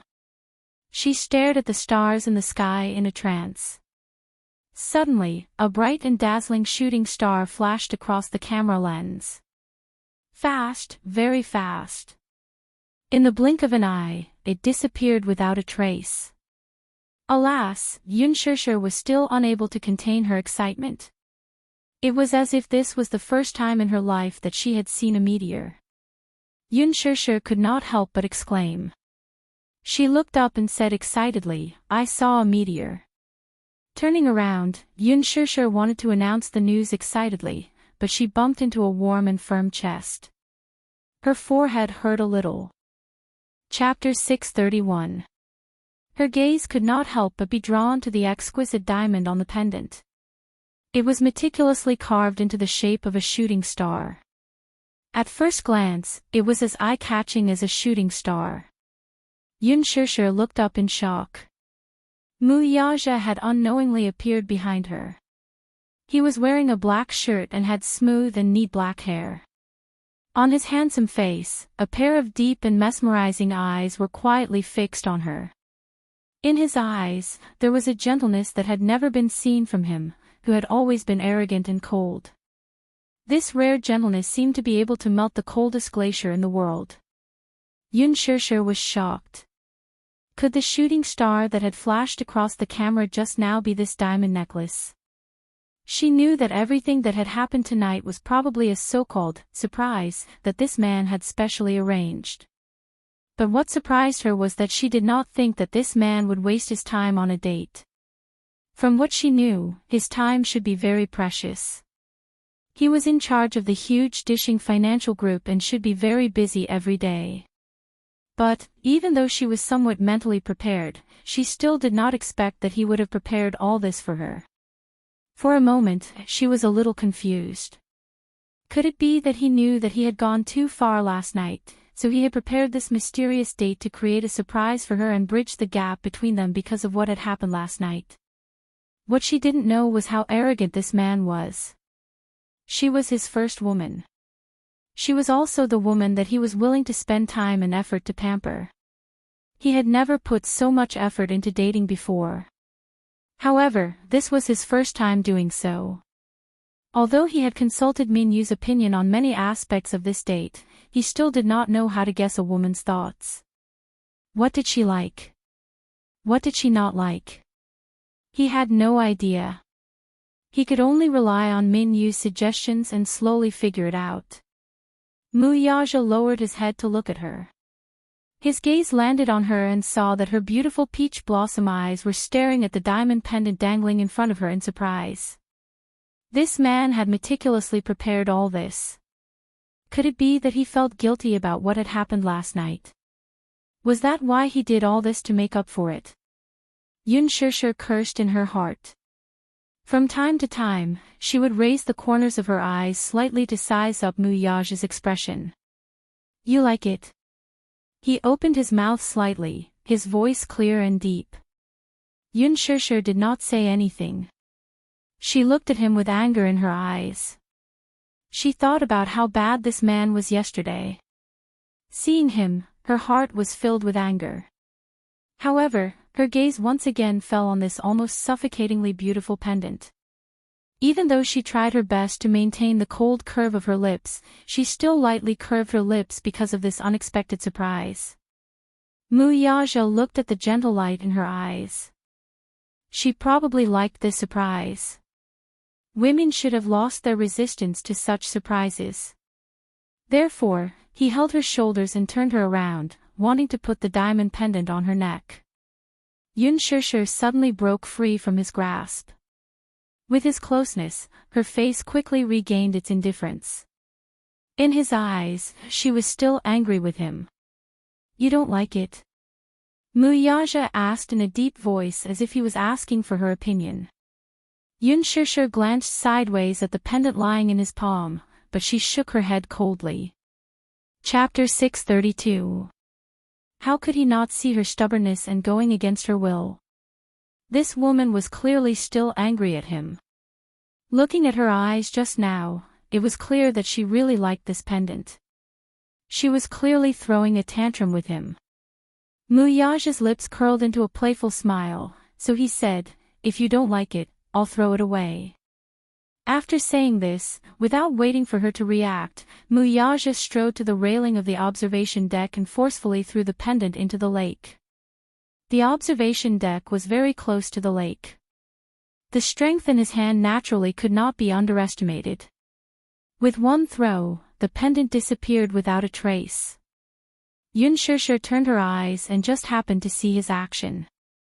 Her heart fiercely trembled and then she could not care about maintaining the reserved expression on her face. She anxiously walked to his side and looked in the direction he had thrown the pendant, but she could not see it. Her heart was filled with anger. Yun Shishir angrily bit her lips and turned around to forcefully push him. "What are you doing? What's wrong with me?" Mu Yaja looked at her with an innocent face, as if he was confused and did not understand the situation. "Why are you randomly throwing the pendant that you gave me into the lake? Is it very interesting?" Yun Shishir's eyes were filled with anger and shame. "You said you didn't like it." Mu Yaja's voice was deep and his deep eyes seemed to silently remind her that it was because she did not like this pendant that he had thrown it away. Yun Shishir was speechless. "You threw it away because I don't like it. If you don't like it, it has lost its value." The man slightly raised his arrogant chin, but his tone was matter of fact. It was as if the value of this pendant was not measured by its cost. It was measured by whether she liked it or not. If she didn't like it, then this pendant had clearly lost its value. It was not a pity to throw away something that had no value. Yun Shishir deeply knitted her brows. She was angry and amused at the same time. She said that she didn't like it, but did she really not like it? In fact, she really liked this pendant and thought it was very beautiful, but she just didn't want to forgive him so easily. How could he not understand a woman's thoughts? She actually liked this pendant very much. "I like it very much." It could be seen that he had carefully selected them. Whether it was the cutting or the polishing, every angle was very delicate. The cost of the production must be expensive. He had carefully prepared such a surprise for her, but she only wanted him to make a statement about his attitude last night. Even if it was just an apology, she would be very happy. But did he have to be so arrogant? Just because she said she didn't mean it, he threw away such an expensive pendant just like that. The most important thing was that she really liked it. Yun Shishir stared at him expressionlessly. She was angry and annoyed, so she simply turned her head away and didn't want to bother with him anymore. She turned around in a fit of pique and no longer looked at him. She pursed her lips and looked at the calm surface of the lake, but her heart was filled with anger. When Mu Yaja saw this, he could not help but smile and walked behind her. A pair of long slender legs stuck close to her skirt. Yun Shishir turned her head and pursed her lips as she stared at him. Her eyes seemed to be warning him to keep a distance from her. It was obvious that her anger had not subsided. Mu Yaja could not help laughing. He knew that she must be very angry at this moment. Not only did he not keep a distance from her, he seemed to be sticking closer to her. Chapter 633. "No." Yun Shishir ignored his closeness and coldly replied. Although he said no, there was a strong sense of displeasure in his tone. Presumably, his action of throwing away the pendant had angered her.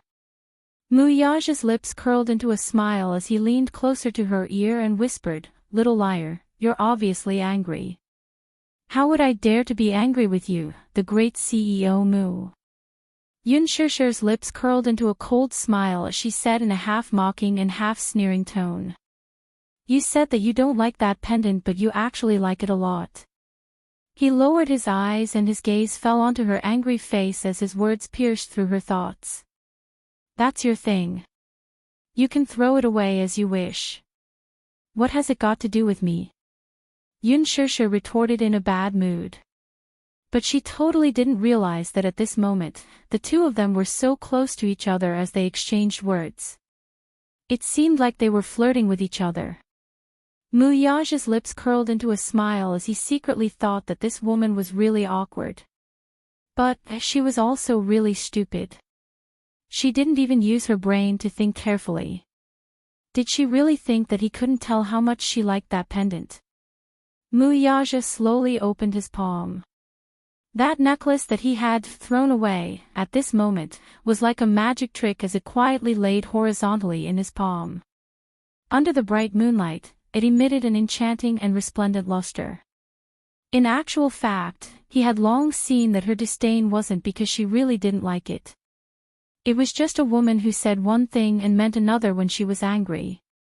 He could tell that she liked it a lot.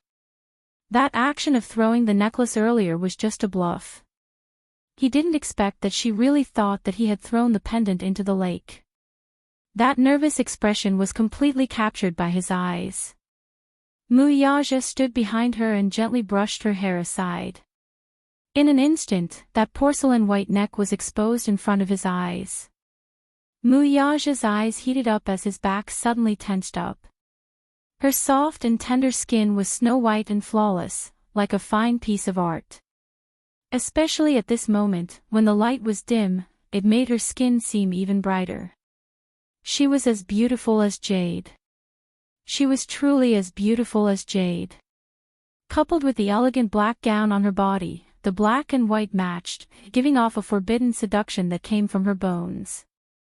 Looking at this beautiful scene, his eyes couldn't help but become deep and serene, so much so that it implicated a certain part of his body that had quietly changed and become vigorous and hot. Yun Shishir twisted her body, trying to break free from his grasp. He said in a deep voice, "Don't move. Don't move, or I'll do you right now." Muyaja's voice was taut with forbearance and restraint. Hearing this, Yun Shishir didn't dare to move. There was no doubt about it. If she really moved, she would not be able to move. This man was a man of his words. He really ate her dry on the observation deck. She had already experienced this man's dominance, so there was no doubt about it. While she was feeling gloomy, she suddenly felt a trace of coldness on her neck. She couldn't help but look down. Her gaze fell on her neck, but she saw an exquisite and resplendent diamond dangling from her collarbone. It was actually the one he had thrown away earlier. Didn't he throw it away? Could it be that he was just scaring her? Yun Shishir was stunned. She was shocked, but her lips couldn't help curling into a smile. Muyaja lowered his head and whispered in her ear word by word, "Wear this pendant for me." Chapter 634. You're not allowed to take it off. His tone was as strict as ever, domineering to the point of being unreasonable. Yun Shishir's fingertips gently rubbed the pendant. She looked up at him and angrily said, "Unreasonable." "That's right, I'm unreasonable." Muyaja slowly pulled her into his embrace from behind as his gaze fell onto her face. He saw her slightly lowering her head as her beautiful peach blossom eyes looked at the pendant on her neck. Her fingertips rubbed it lovingly as her light pink lips formed a faint smile. "Didn't you say you didn't like it?" Muyaja couldn't help having the thought of teasing her. Yun Shishir gave a cold snort, "I just think it's a pity to throw it away." "Stubborn mouth," he lightly said. This stupid woman's mouth seemed to be very stubborn. But it could be seen that she really liked his gift. Muyaja stared at the shallow dimples on her face and couldn't help having some thoughts. He inexplicably wanted to fiercely seal her lips. Driven by this thought, he immediately took action. He pulled her into his arms, lowered his head, and kissed her pink little mouth. Her soft and tender lips were extremely warm and soft, revealing a sweet taste that made one want more uncontrollably. Yun Shishir's eyes opened wide in astonishment. The man's kiss suddenly came and she was not prepared at all. Her eyes opened wide in a daze as his enlarged handsome face appeared in front of her. His deep silhouette was exquisite and handsome, making him look very handsome. Only when she looked at him from such a close distance did she discover that this man's eyelashes were excessively long. They were thick and black, like two black phoenix feathers. It was no wonder his gaze was so deep and seductive. It had to be said that this man had been blessed by the heavens since he was born. Outstanding features, a proud family background, and a shocking background. This kind of man should be sought after by many women. It was no wonder that in the capital, there were many socialites who liked him. Even his cousin was infatuated with him. Indeed, this kind of man was loved by all. His thin lips were slightly cold. Yun Shishir couldn't help but fall into a daze. She remembered that according to the physiognomy, people with thin lips were mostly fickle and overly rational. Could this man be fickle in love? She allowed him to kiss her. Her reaction was somewhat passive. She did not dare to resist too much and could only endure his domineering kiss. He kissed her fiercely and urgently. His kiss went deep into her throat. If it was possible, he probably wanted to swallow her whole. Yun Shishir's thoughts couldn't help but drift away inexplicably until the man hugged her waist tightly. While gently kissing her lips, he said, "That day, you blacklisted me. Was it because Mu Wanru said something to you?" Yun Shishir was stunned and slowly opened her eyes. However, she saw that Mu Yaja had also opened his eyes and was looking at her. His eyes were asking her silently. "Why aren't you saying anything?" Mu Yaja grabbed her chin with a puzzled look on his face. At first, he only suspected that Mu Wanru had run to Yun Shishir to bluff and claimed that she was pregnant with his flesh and blood. Too many women were sensitive, especially a stubborn woman like Yun Shishir. She couldn't accept it. But it was just a suspicion. What had happened back then that made her blacklist him for no reason? He still had to ask her. His question reminded her of Mu Wanru's pregnancy. Chapter 635. Yun Shishir hesitated for a moment and said slowly, "She told me that she was pregnant. She accused me of being the third party in your marriage." Ha! Mu Yaja sneered when he heard that. He couldn't help but feel a little annoyed and helpless. "So, you believed her." He might be able to accept it if his number was blacklisted because of other things. But she actually believed it just because a woman said a few insignificant words in front of her. He didn't even ask for any proof. He didn't even give him any chance to explain himself before he was sent to prison. This woman was too much. Yun Shishir couldn't help raising her eyebrows when she saw his mocking smile. "What's wrong? You believed what she said unconditionally." "So?" His deep-set eyes stared fixedly at her face as he retorted, "Am I not enough for you to trust me unconditionally? Why should I believe you?" Yun Shishir questioned him helplessly. She didn't seem to be in a position to question him. When she found out from Mu Wanru that she was pregnant with his flesh and blood, the despair she felt was enough to destroy the heavens and earth. Without any doubt, she almost believed him. Because she really didn't seem to be in a position to question it, did she? She was his fiancé. And he was her fiancé. Even if she was pregnant with his flesh and blood, wasn't it legitimate? Shouldn't she obediently withdraw at this time? But now, she didn't think so. Everything that Mu Wanru belonged to now belonged to her. She wouldn't back down anymore. She would take back everything that belonged to her by hook or by crook.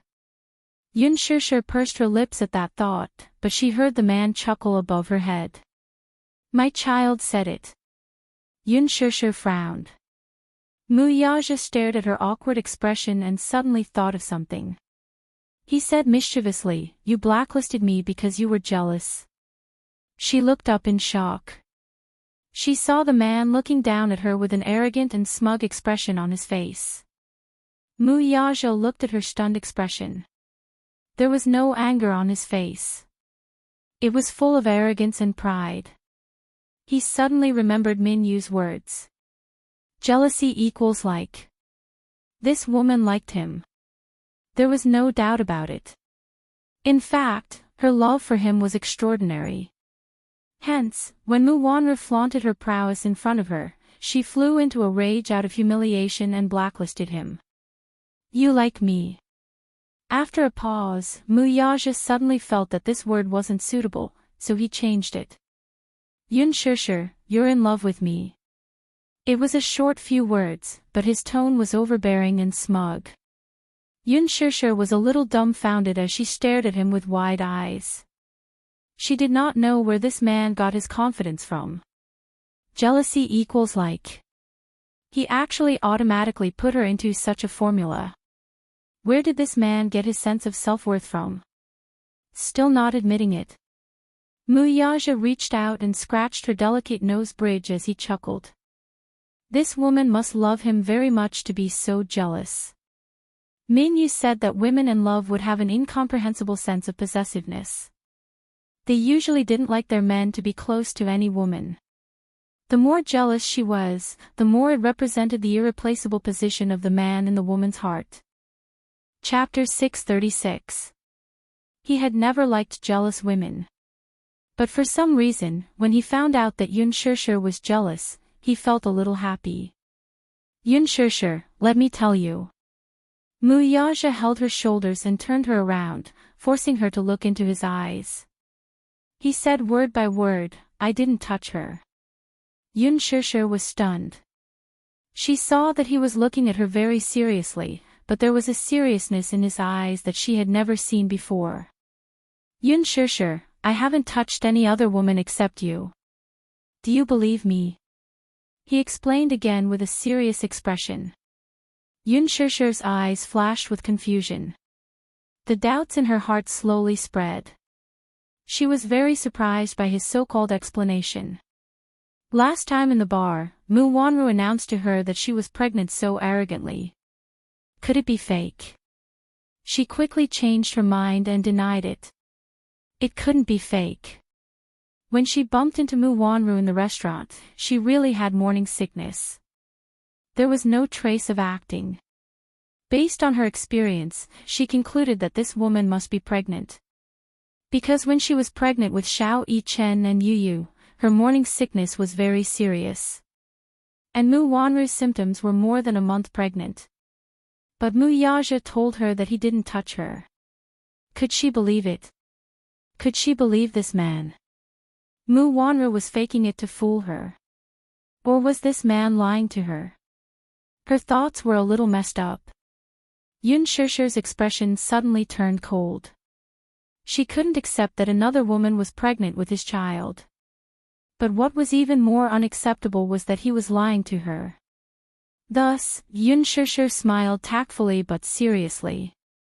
Muyaja, you don't have to explain so much. Mu Wanru is obviously pregnant, but you said that you didn't touch her. After a pause, she stared into his eyes and asked seriously, or are you lying to me like I'm a child? Are you messing with me? Do you really think I'm that gullible? Muyaja was a little angry. Are you questioning my words? Yun Shishir's face paled. Doubt? If you haven't touched her, then whose child is she carrying? Could it be that she cheated on you? She didn't believe that Mu Wanru had an affair, and she didn't believe that the child in her belly wasn't Muyaja's. If that was the case, it would be a huge scandal for the Mu family. With Muyaja's proud personality, how could he tolerate such a betrayal? Muyaja's face changed. Seeing the undisguised doubt on her face, a trace of anger immediately appeared in his eyes. Yun Shishir, you don't believe me? Yun Shishir raised her chin and said expressionlessly, I only believe in facts. He was annoyed. She is pregnant, but the child is not mine. Then whose is it? Yun Shishir was aggressive. Obviously, she didn't want to be perfunctorily brushed off like this. Muyaja's brow slightly furrowed. After a moment of silence, he said coldly, listen, she is just a chess piece to me, a chess piece to be used in exchange for the power of the Mu family. From the beginning to the end, I haven't touched her at all. As for who the child in her belly is, you will know in the future. After a pause, he clasped her shoulders tightly and said in a deep voice, you just have to remember that I haven't touched her. That's enough. Yun Shishir couldn't take it anymore and pushed him away. Can you not be so perfunctory with me? Chapter 637. Muyaja's eyes turned cold as a look of fury surfaced on his face. I never said that you're a pawn. You can get engaged to a so-called pawn, but you can't give me a proper reason. Am I actually less than a pawn in your eyes? Yun Shishir sneered as she retorted. Muyaja's face instantly darkened. Instantly, he froze. What do you mean? Yun Shishir curled her lips into a smile as she tried hard to maintain her composure.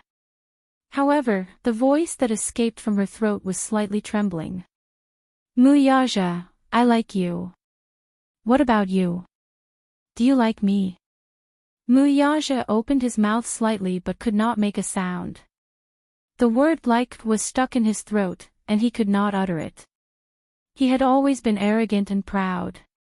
In front of the woman he liked, he could not frankly say the word like. Seeing his silence, Yun Shishir's smile turned slightly cold. Then, I'll tell you, too. I like you. If I like you and have set my mind on you, can I give you my heart? What about you? Can you? He could. However, even though he thought so in his heart, the words that he wanted to say reached his lips, but no sound came out. Muyaja stared fixedly at her and was momentarily speechless. Do you know who I met just now? Yun Shishir's face was a little pale. Gradually, her eyelashes drooped as a look of disappointment flashed across her eyes. She said weakly, I met Song Enya. She righteously accused me in front of everyone and mocked me for being a third party. Muyaja, are my feelings cheap? Or am I just a pawn in your eyes? A woman that you can summon when you're lonely and dismiss when you're tired of me. You can give Mu Wanru a proper marriage contract, but you can't give me a clean identity. I don't want a romantic date. I don't want a beautiful diamond pendant. I don't want you to go through so much trouble to please me. Yun Shishir looked up at him with a pale face. Two pairs of eyes collided in the air. She looked at him and suddenly leaned closer to him. She pressed against his front and raised her hand to lightly tap his chest with her fingertips. There, she could feel his sonorous heartbeat. I want this part of yours. Can you give it to me? Muyaja's handsome eyes stared at her without blinking. Yun Shishir's throat was dry as she questioned him again. I want to be loved and doted on legitimately. Can you give it to me? His silence from the start to the end gradually disheartened her. She laughed at herself, thinking that her earlier outburst of questioning was too laughable. In his heart, was she really just a chess piece that could come and go as he wished? Do you know what marriage means to me? If you can't even give me a proper identity, why should I like you? Yun Shishir gritted her teeth and said weakly, I don't want to like you anymore. That sentence was like a cold thorn that pierced deep into his flesh. In that moment, his heart felt like it was pierced by a sharp sword. She didn't want to like him anymore. Damn woman. How could she talk to herself like that? She didn't want to like him, but did he allow it? Muyaja stood there. His tall and arrogant figure seemed to be petrified.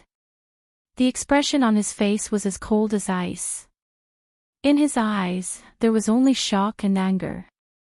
Yun Shishir couldn't stand his silence and turned to leave. Chapter 638. Yun Shishir felt a wave of dizziness wash over her as she was pushed hard against the railing by him. Muyaja held her waist with one hand and pressed the other on the railing to keep her in front of him. I'll give you a chance to take back what you just said.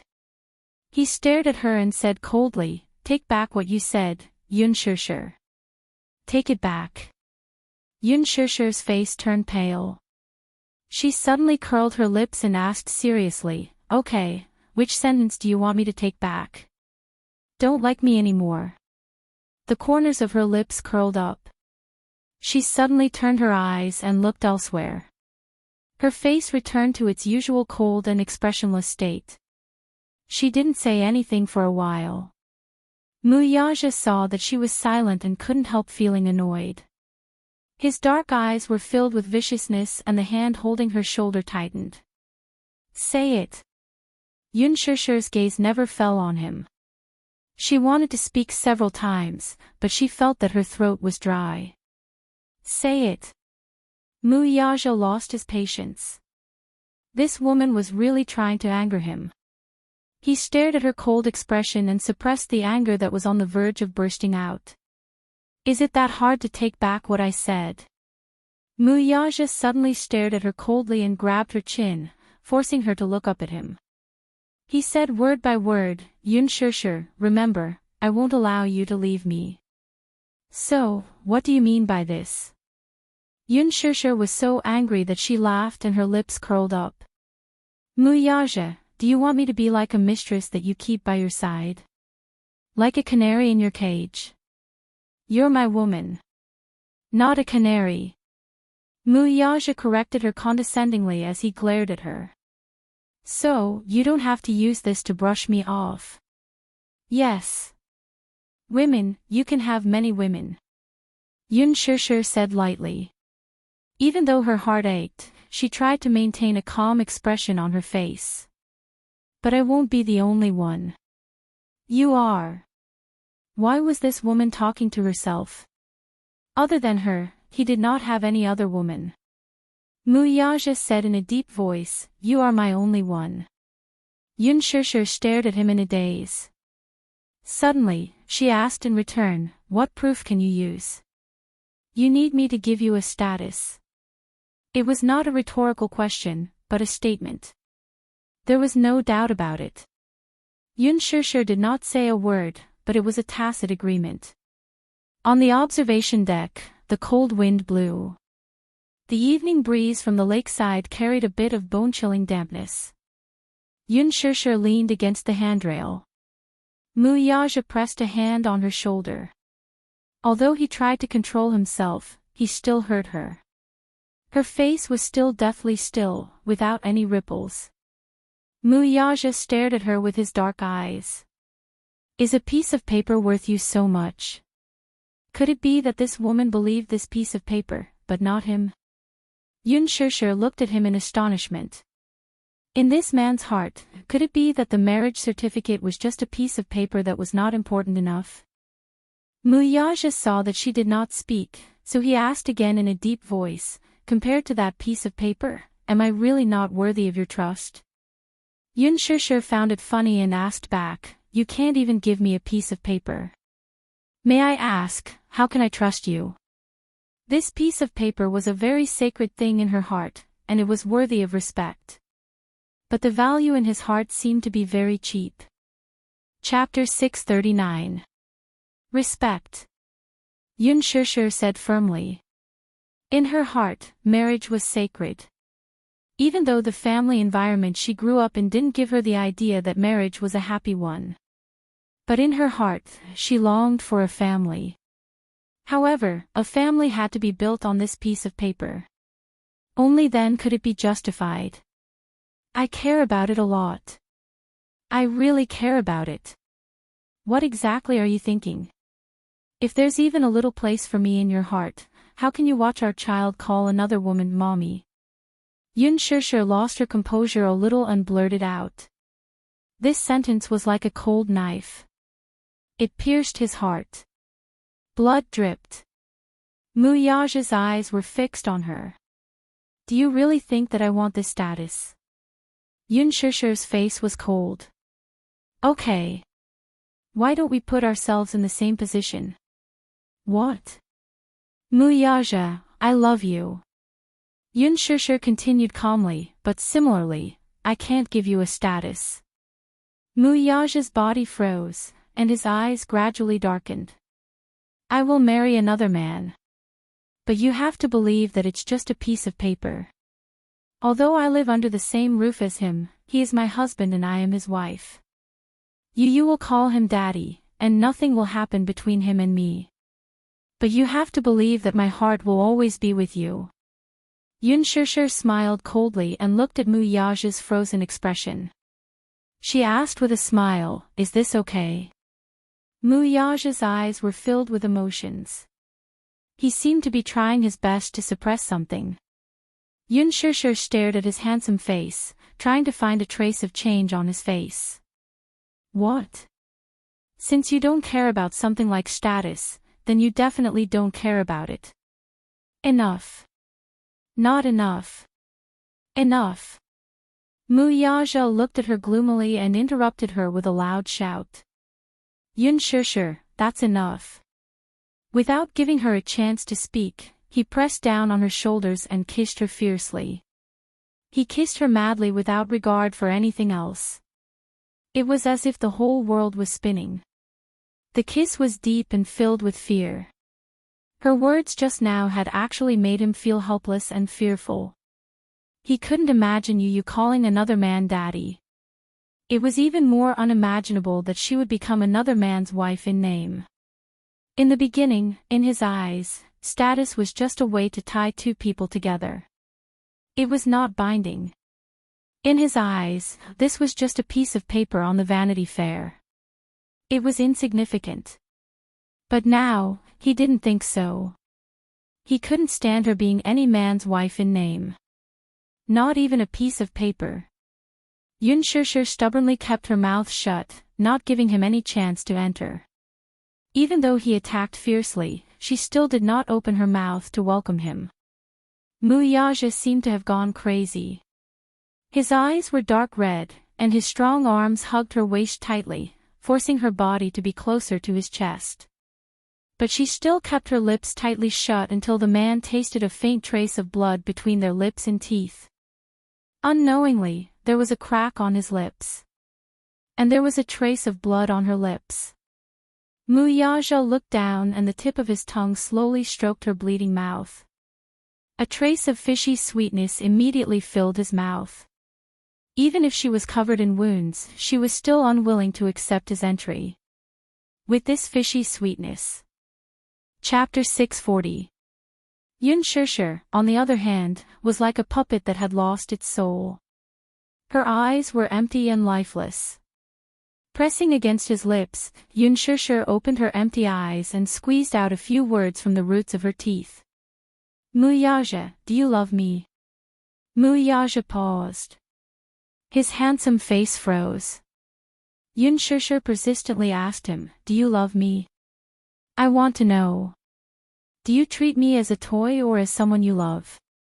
Say it. Say it. Is this question difficult to answer? Yun Shishir's gaze locked onto his dark eyes. In the next second, Mu Yaja took advantage of her and sealed her lips fiercely once again. Pressing his lips against hers, Mu Yaja stared into her eyes and uttered a low and hoarse word from his throat. Love. Yun Shishir's eyes flashed for a second. Following that, she was in a trance for a moment and actually froze on the spot.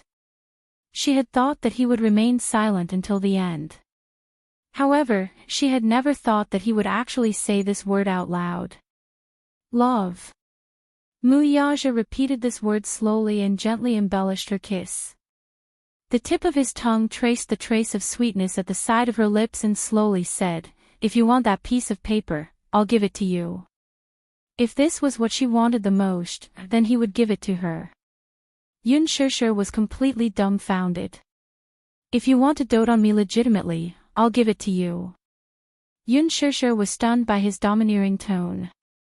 It was really unbelievable that such a proud man would lower himself to this extent. In fact, he was an extremely stubborn man. Stubborn and exclusive. Once he set his mind on something, he would continue to be stubborn and no one would be able to change his mind. Similarly, no one could replace the woman he had set his mind on. Whatever she wanted, he could satisfy her. However, he would never allow her to leave him. He looked up and his deep gaze locked onto her face. His brows relaxed slightly, adding a bit of warmth and gentleness. I can give you everything you want. Other than leaving my side, I can give you anything. Yun Shishir looked at him in a daze. He pressed his lips against hers, his deep and clear words spilling out from between his lips. You want my body, my heart, I'll give it all to you, only you.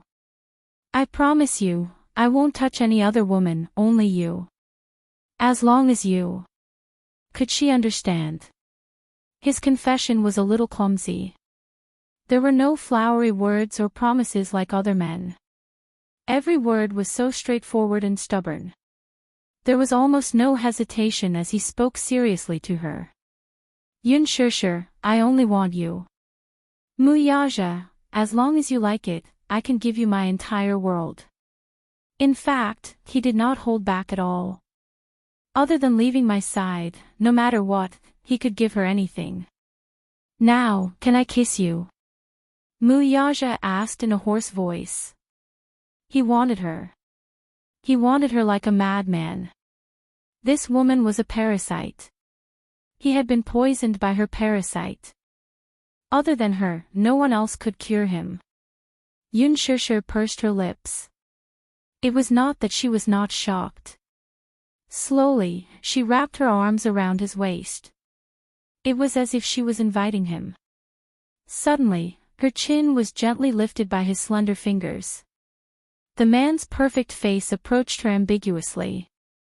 Muyaja then lowered his head and gently covered the corner of her lips with his thin, moist lips. Chapter 641. Yun Shishir was stunned. Her eyes suddenly widened and she frowned in disbelief. Muyaja lowered his eyes and covered her eyes. He gently lowered his eyelids and kissed her softly. The deep affection that was so gentle that it reached her bones made her heart beat like thunder. The moonlight flowed gently and the mottled shadows of the stars. Against the pure white light, his face seemed to be plated with a layer of moonlight, making his skin look even more jade-like. Through the gaps between her fingers, Yun Shishir opened her eyes. The man's handsome face was startled. Muyaja imprisoned her in front of his chest. He lifted her chin with one hand and rubbed the soft hair on the side of her face with the other. He sealed her lips. It was not as aggressive as before. Instead, it was a rare tenderness. He gently sucked on her soft pink lips and carefully cleaned her lips. Following the tip of his tongue, he gently pried open the gap between her lips and brushed past her pearly white teeth. The tips of his tongue seemed to touch her as if there was nothing there. It seemed that no woman could resist this tenderness that could almost melt ice. Yun Shishir was kissed by him until her face and ears turned red. A layer of red immediately appeared on her cheeks. Her hands were a little restless in front of his chest. Muyaja grabbed her wrist and slowly moved it to his waist. Yun Shishir obediently hugged his waist. Their fingers were interlocked, but her knuckles were white from nervousness. A bunch of fireworks suddenly rose in the sky and bloomed beautifully in the night sky. Muyaja looked up slightly and gently caressed her face with his slender fingers. His fingertips touched the silky smooth skin. It made his heart skip a beat. A certain part of him was already tense to a critical point. He was ready to go.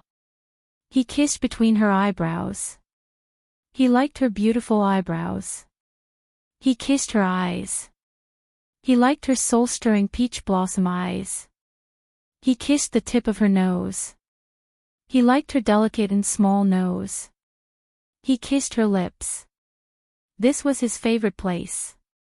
After tasting it, he wanted more. Muyaja's tall and straight body bullied her without restraint. She was almost bearing all of his weight, so it was inevitable that she would feel a little weak. Muyaja. The man seemed to have not heard her delicate begging for mercy. His hand slowly reached down and lifted the corner of her skirt. Muyaja. Yun Shishir pouted. What is it? Don't do it here. Yun Shishir compromised. Muyaja interrupted her blandly, it's right here. This was the most secluded and elegant place on Hushin Island. The viewing platform had the most beautiful night view of Hushin Island. At the same time, no one would disturb them. Yun Shishir blushed and said, I'm hungry. I'm hungry too.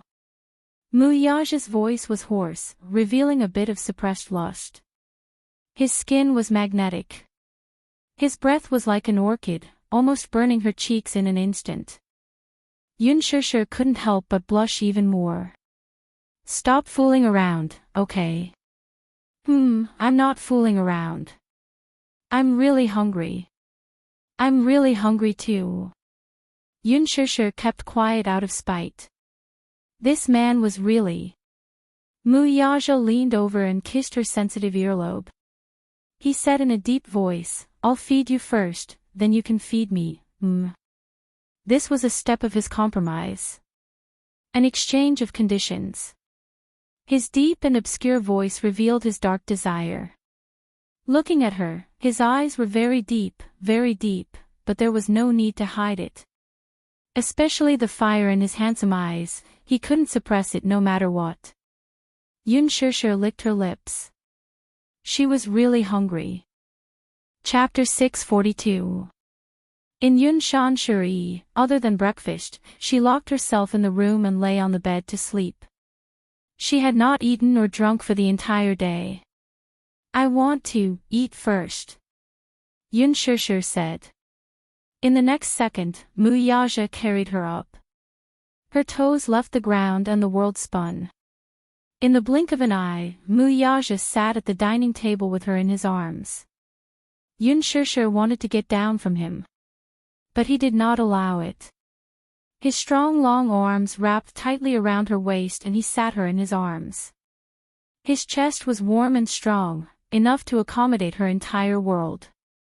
Yun Shishir bit her lips. Her entire body was in his arms. This position was too intimate. Her back was against his chest, and her legs were hanging on his legs. Through the thin material of his clothes, she could even clearly feel his strong heartbeat.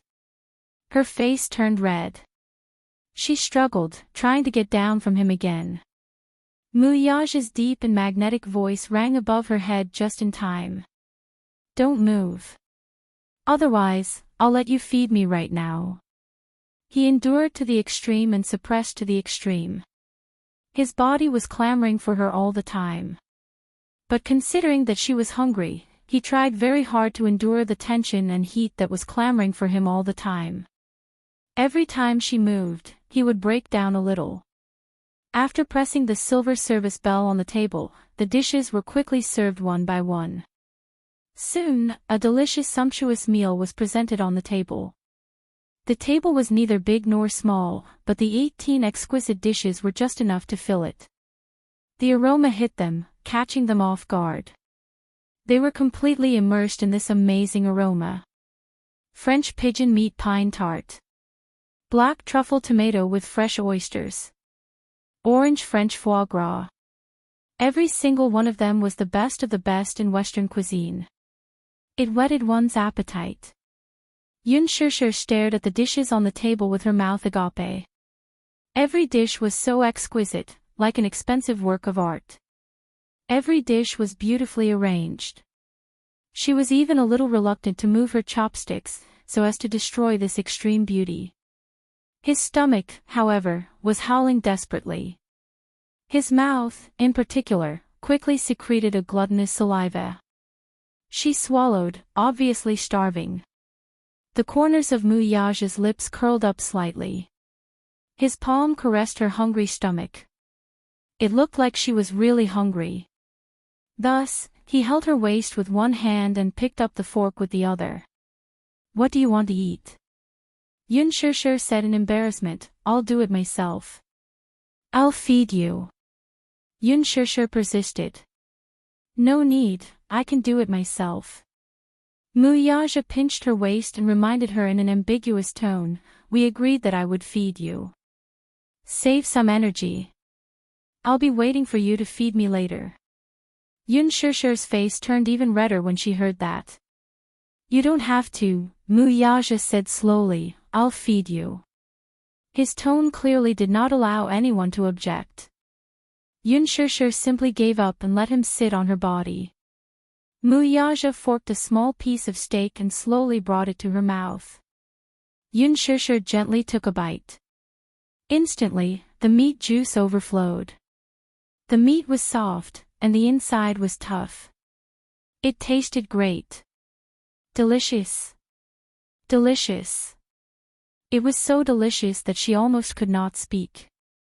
Her eyes swept across the dishes on the table, but her face was filled with incomparable satisfaction. Mu Yaja did not seem to be so enthusiastic about French food. Chapter 643. French cuisine was all about delicacy. Even if there was a slight difference in the texture, he would be able to tell right away. Different chefs had their own understanding of delicacies. Therefore, the same dish would taste different when cooked by different chefs. There was no doubt that his taste in delicacies was still better than hers. He was extremely picky.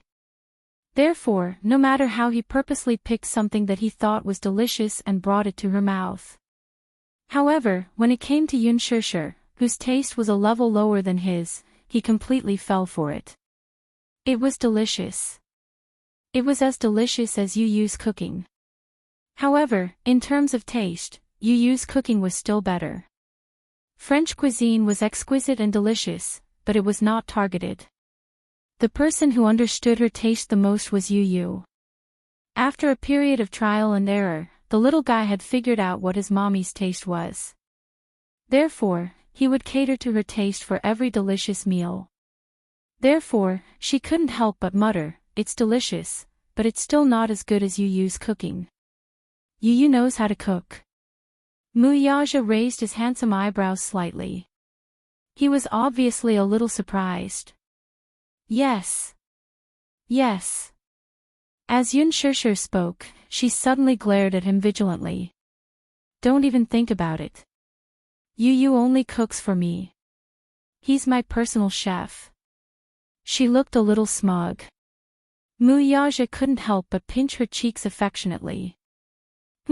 It was quite textured. Yun Shishir avoided his action and rubbed her belly. I'm still hungry. Feed me again. Muyaja couldn't help but laugh. His gaze swept across the dining table and landed on the fresh oyster. He scooped it up with a spoon. The soft and tender flesh made him drool. Yun Shishir waited expectantly for his next move. Muyaja, on the other hand, continued to stuff it into his mouth. Yun Shishir was stunned and froze for a moment. Didn't he say that he was going to feed her after it entered his mouth? You. What's wrong with you? Yun Shishir's eyes were filled with silent accusation as she glared at him unhappily. She had promised to feed him, but in the end, she sent it into her own mouth. Muyaja held the fresh meat between his lips and teeth, not in a hurry to swallow it.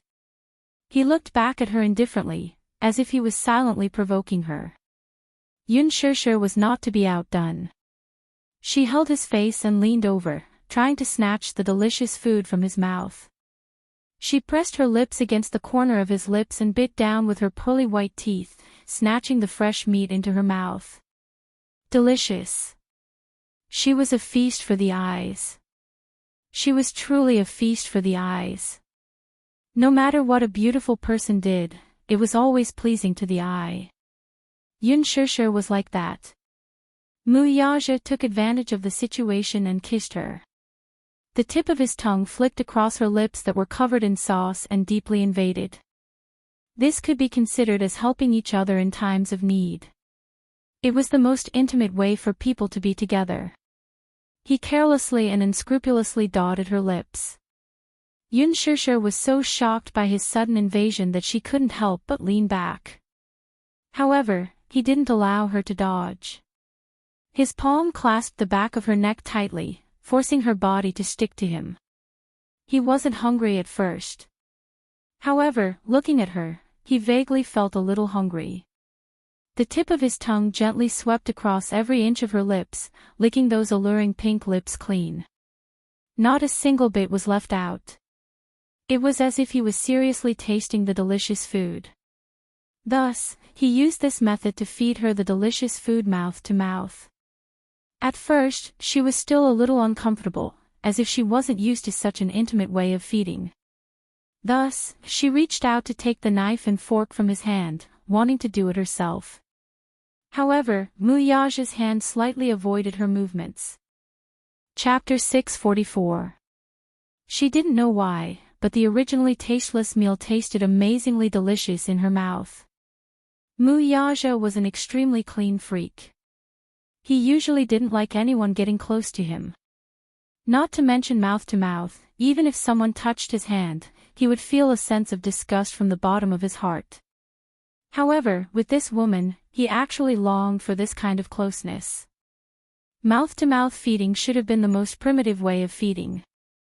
Newborn babies didn't have the ability to move, so mothers would feed food into their children's mouths in this way. However, even many couples found it difficult to adapt to this kind of method. Just now, the fresh food was in his mouth, staining his lips and teeth. However, this woman naturally snatched the food from his mouth, without the slightest disgust in her eyes. Such intimacy caused a warm feeling to grow in the depths of his heart. He seemed to be infatuated with this woman's closeness. This feeling of longing was something that he had never felt before. At that moment, something that had long been frozen seemed to be deeply touched. He couldn't help but yearn for more of this kind of closeness. Therefore, when Yun Shishir reached out to snatch the knife and fork in his hand, he avoided it. How could he allow his fun to be interrupted? Yun Shishir was a little annoyed. She glared at him and said seriously, "I can do it myself. I don't need you to feed me. I'll feed you." "No, I'll do it myself." "I'll feed you." "Hey, I'll feed you."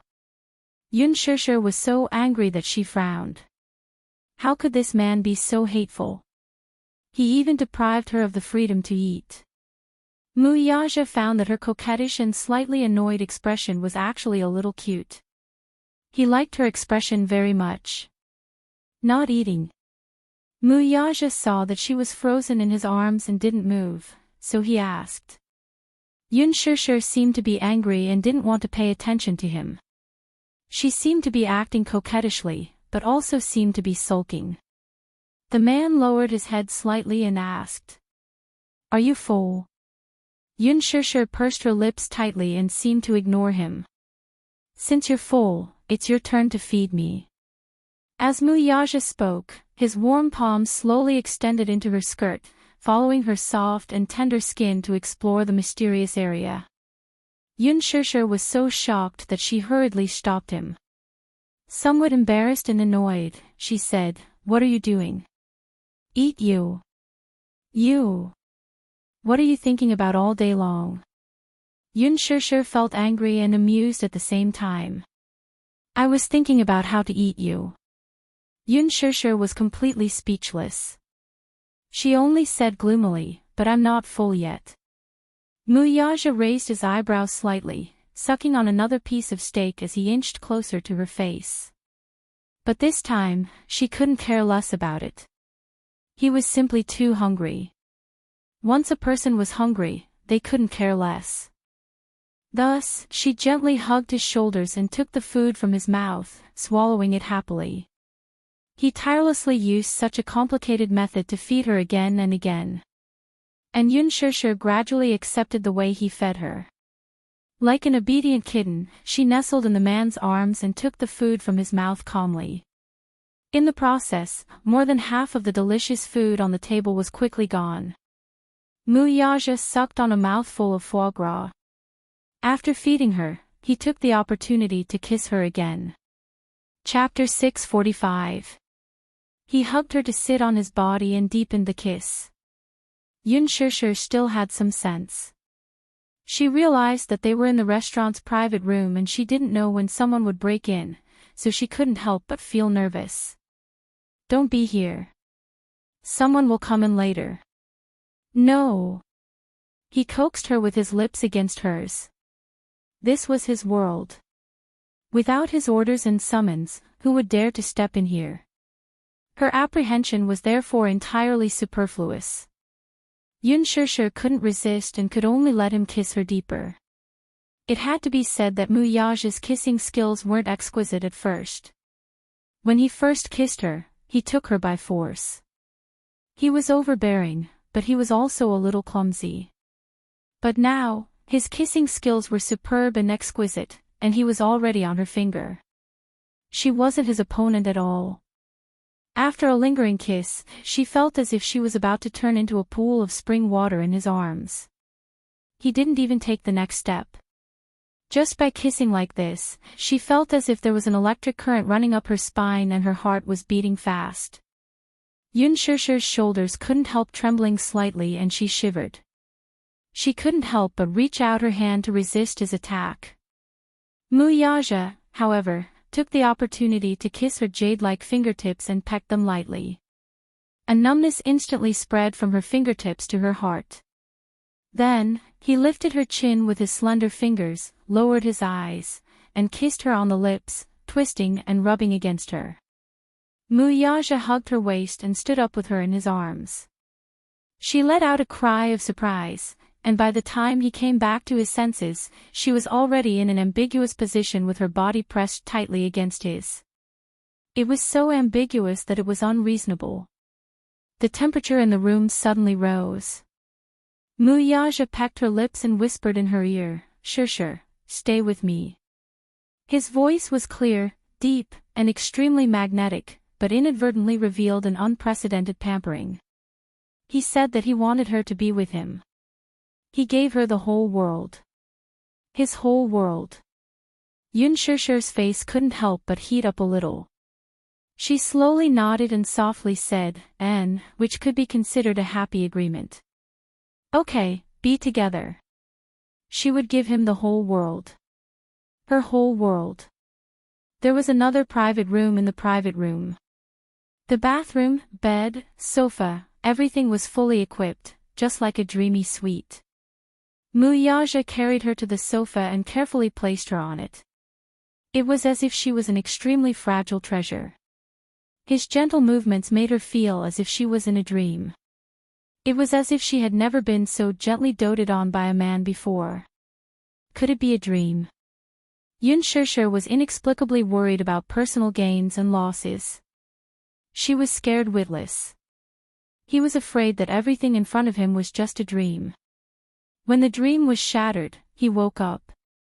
Yunshirshir was in a daze. She couldn't help but reach out her hand and caress his handsome face. Her slender fingers caressed every inch of his extraordinary features. It was unbelievably real. It was not a dream. Her fingertips couldn't help but tremble slightly. Muyaja held her hand and kissed it gently. Then, their fingers intertwined and his body slowly covered hers. In this position, he entered her. There was no aggressive attack, no forceful taking. His movements were gentler than any other time. He cherished her. He couldn't bear to hurt her. He wanted her to clearly feel how wonderful it was to make love with him. In the aftertaste of love, she gently closed her eyes and lay in his arms. She rested her head on his warm chest and wrapped her fingers around the necklace on her collarbone. The diamond embedded in the pendant was cut into the shape of a beautiful shooting star. It was exquisite, noble, and elegant. Chapter 646. It was so beautiful. Yunshirshir's eyes were curved, and her eyes were bright as if she was smiling.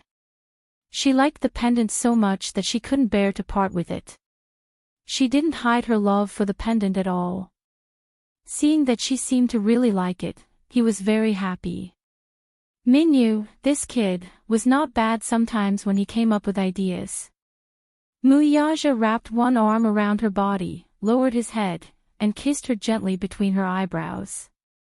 Yunshirshir pursed her lips and smiled shyly. Her fair, jade-like face was pink and tender. She was obviously shy, and the shallow dimples on her cheeks made her look a little lovey-dovey. Her dimples were very beautiful. They were shallow and small, and when she smiled, they were too sweet. Muyaja couldn't help but kiss her dimples with infatuation. He really liked her naive look. She was lively and fragrant. She was charming and enchanting. She was clearly such a tender and pure beauty, but her bones seemed to exude the most primitive temptation of a woman, like a charm. He even suspected that this woman must have been a disaster in her previous life.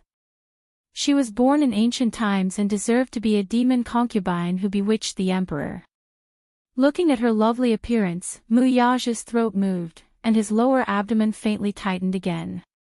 No matter how much he wanted this woman, he could never get enough of her.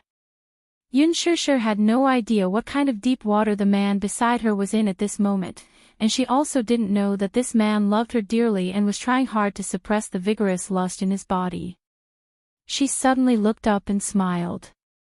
She thought for a moment and asked carefully, Muyaja, I want to ask you a question. Xiao. Muyaja suddenly said a word, but Yun Shishir was a little stunned. She didn't understand the meaning of the word. Muyaja saw her stunned expression and couldn't help but reach out to touch her nose. He laughed and said, Little fool, you don't have to call my name. When he said that, Yun Shishir was smart enough to understand the meaning of his words. She blushed and asked tentatively. Zhao. Her voice was soft and gentle, but her one word was enough to melt his bones.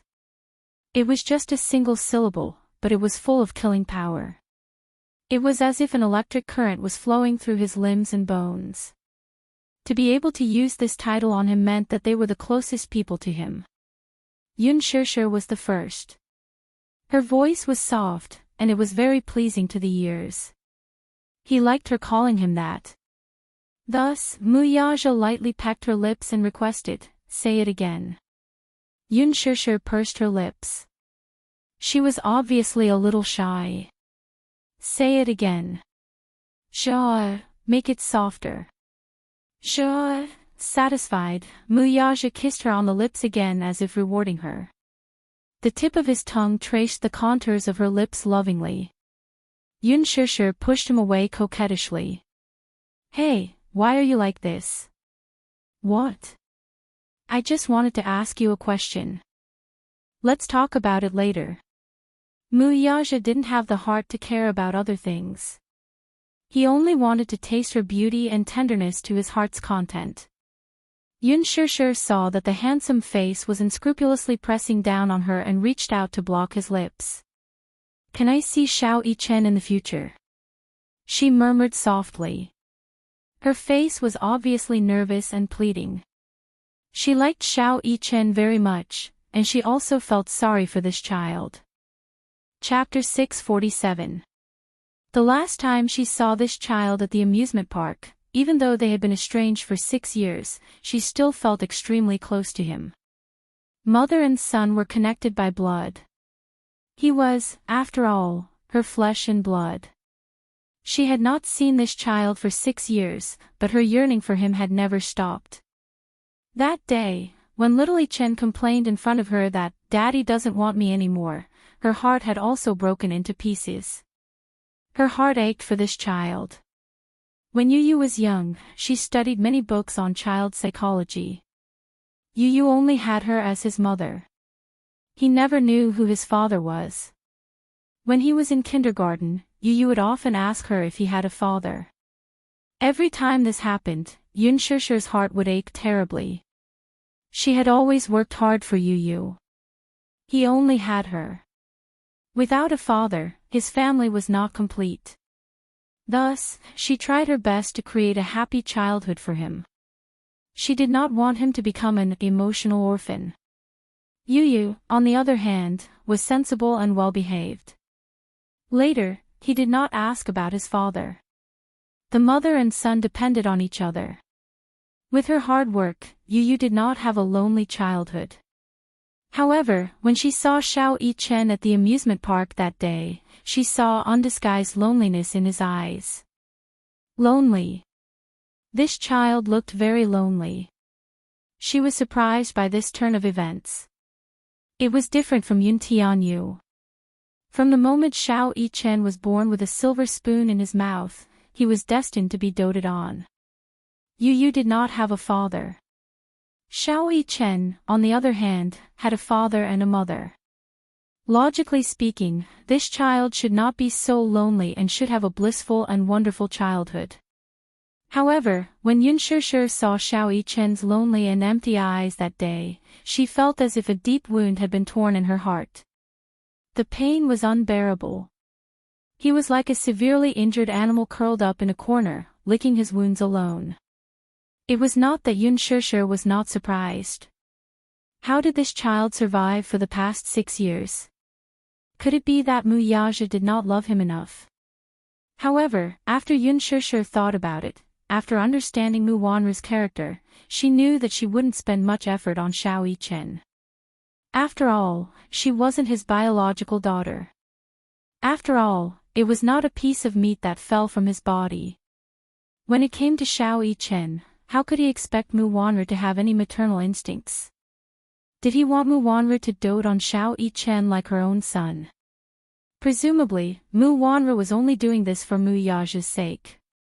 On the surface, she treated Xiao Yichen like a son, but in reality, children were sensitive and could acutely sense the emotions of adults. It was obvious that Xiao Yichen was not close to Mu Wanru. As for Mu Yaja, he was Xiao Yichen's father. Naturally, he had to play the role of a strict father. In a child's heart, if a mother was a gentle harbor, then a father should be a strict and imposing figure. He should be a great hero. Without a doubt, Mu Yaja was very strict with Xiao Yichen's education. This child was really amazing. She had seen his skills. In the haunted house, his kick in the air was comparable to that of an adult man. Although he was only 6 years old, he already had the bearing of a young man in his every movement.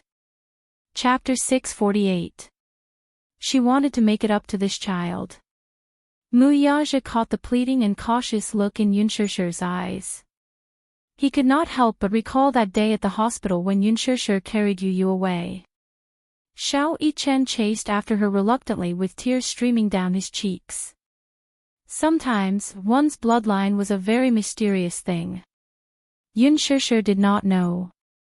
Mu Yaja, however, knew. It was not that Mu Wanru had not tried to enter Xiao Yichen's heart. She tried to please and dote on Xiao Yichen, but she could not get him close to Mu Wanru from the bottom of his heart. However, although Yunshishir and Xiao Yichen had only interacted for half a day at most, Xiao Yichen was obviously very concerned about her. This child was cold on the outside but warm on the inside. This was very similar to him. He was the same when he was young. Other than his mother, he was not close to anyone. After his mother passed away, he sealed his heart. As for Xiao Yichen, other than in front of him, he seemed to be as cold as frost when interacting with others. He was not close to anyone. Even Mu Xing, who loved him to the bone, kept a distance from the little lad. He sealed himself in his own world. He was very strict with Xiao Yichen. When Xiao Yichen was only 4 years old, he threw him into the special training camp and underwent hellish training from a young age. The child was in awe of him. Yet, he yearned to be close to him. It was just that he was usually busy with work and could not take care of everything. Hence, it was inevitable that he would neglect to interact with the child. Thinking of this, Mu Yaja could not help but laugh. It seemed that he was not a very qualified father. His gaze fell on her as he replied blandly, "Of course, you can." Yunshishir was slightly stunned when she heard this. Then, her eyes widened in surprise. She was caught off guard by this sudden happiness. Really?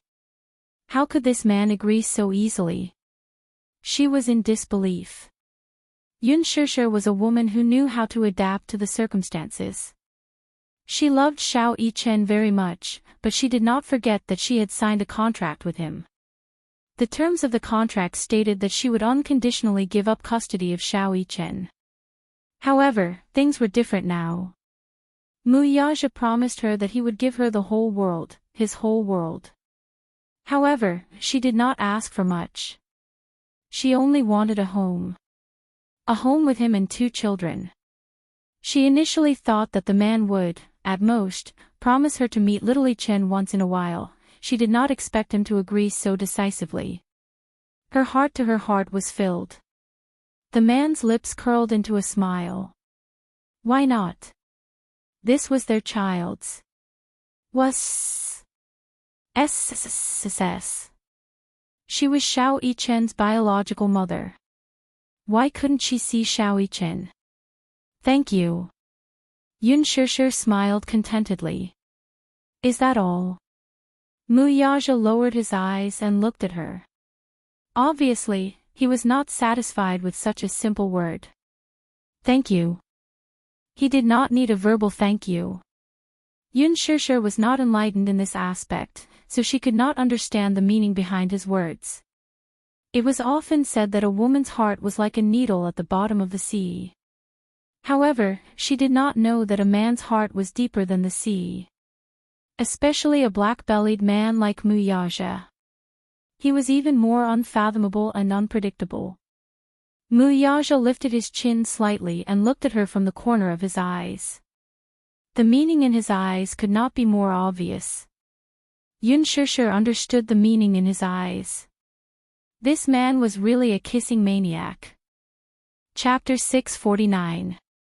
Yun Shishir hooked her arm around the back of his neck and pressed her lips tightly against his. Muyaja cupped the back of her head with his hand and deepened the kiss. Charming, deep, and reluctant to part.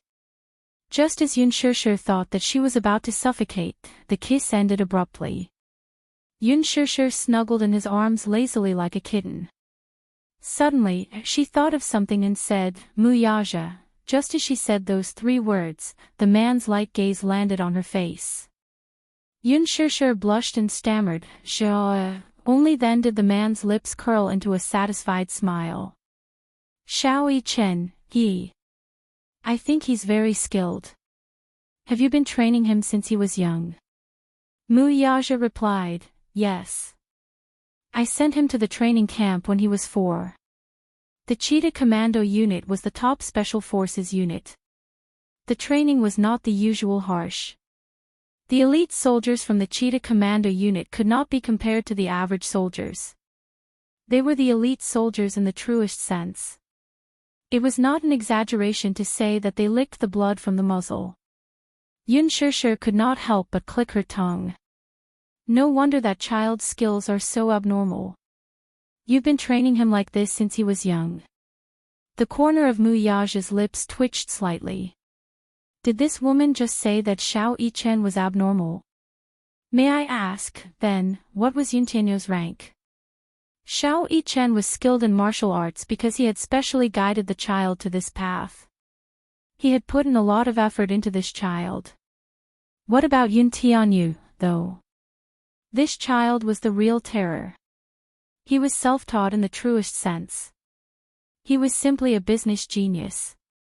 It was obvious that Yun Shishir only treated him as an ordinary 6-year-old child. She did not even enroll him in a hobby course. This child, however, had naturally evolved. At the age of 7, he was already worth hundreds of millions. This was a real abnormality, all right. Compared to him, Shao Yi Chen was obviously much more normal in a sense. Yun Shishir did not notice the strange look in Muyaja's eyes and only rebuked him. The child is still so young, yet you're imposing so much training on him. This will hinder his development. A 6-year-old child should be at the age of being carefree. He should be given a free childhood. Shao Yi Chen's talent in this area since he was young. Muyaja's voice. Yun Shishir was clearly surprised by this. Muyaja glanced at her and smiled. If this child is properly groomed, she'll become a genius strategist. One was Yu, the other was Little Yi Chen. Things like genes were truly inconceivable. Yun Shishir shook her head in a daze. I still think that Shao Yi Chen's ability is too abnormal. It's really unscientific for a child to have the skills of an adult. Muyaja's brows twitched violently. This stupid woman. Compared to Yu, that little demon king, Shao Yi Chen was no longer abnormal. In comparison, Shao Yi Chen was practically a little angel. Shao Yi Chen's skills were indeed frightening, but his mentality was not much different from that of a child his age. Yun Tianyo's EQ and IQ were no longer in the category of a child. Yun Shishir had not seen the frightening side of Yun Tianyu, but Muyaja had experienced this child's skills. Chapter 650. The two of them were silent for a long time. Yun Shishir couldn't help but ask. There was a doubt that had been lingering in her heart for a long time. She had always wanted to ask him for confirmation, but she never had the chance. After thinking for a long time, she still wanted to ask him. Muyaja, can I ask you a question? Yun Shishir suddenly asked. Yes, ask.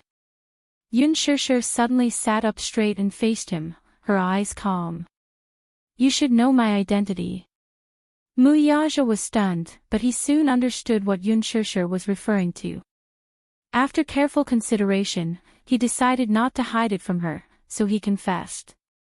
I found out about your identity 6 years ago. Yun Shishir was shocked. She would never have thought that this man would have found out about her identity 6 years ago. How did you know about my identity? DNA. He looked up. Have you forgotten? 6 years ago, before you signed the surrogacy contract, you did a blood test. Your blood sample report shows that your blood type is MNSSU. This blood type is very rare, the rarest of the rare blood types. Yun Shishir frowned slightly. Her blood type was indeed very rare in the world.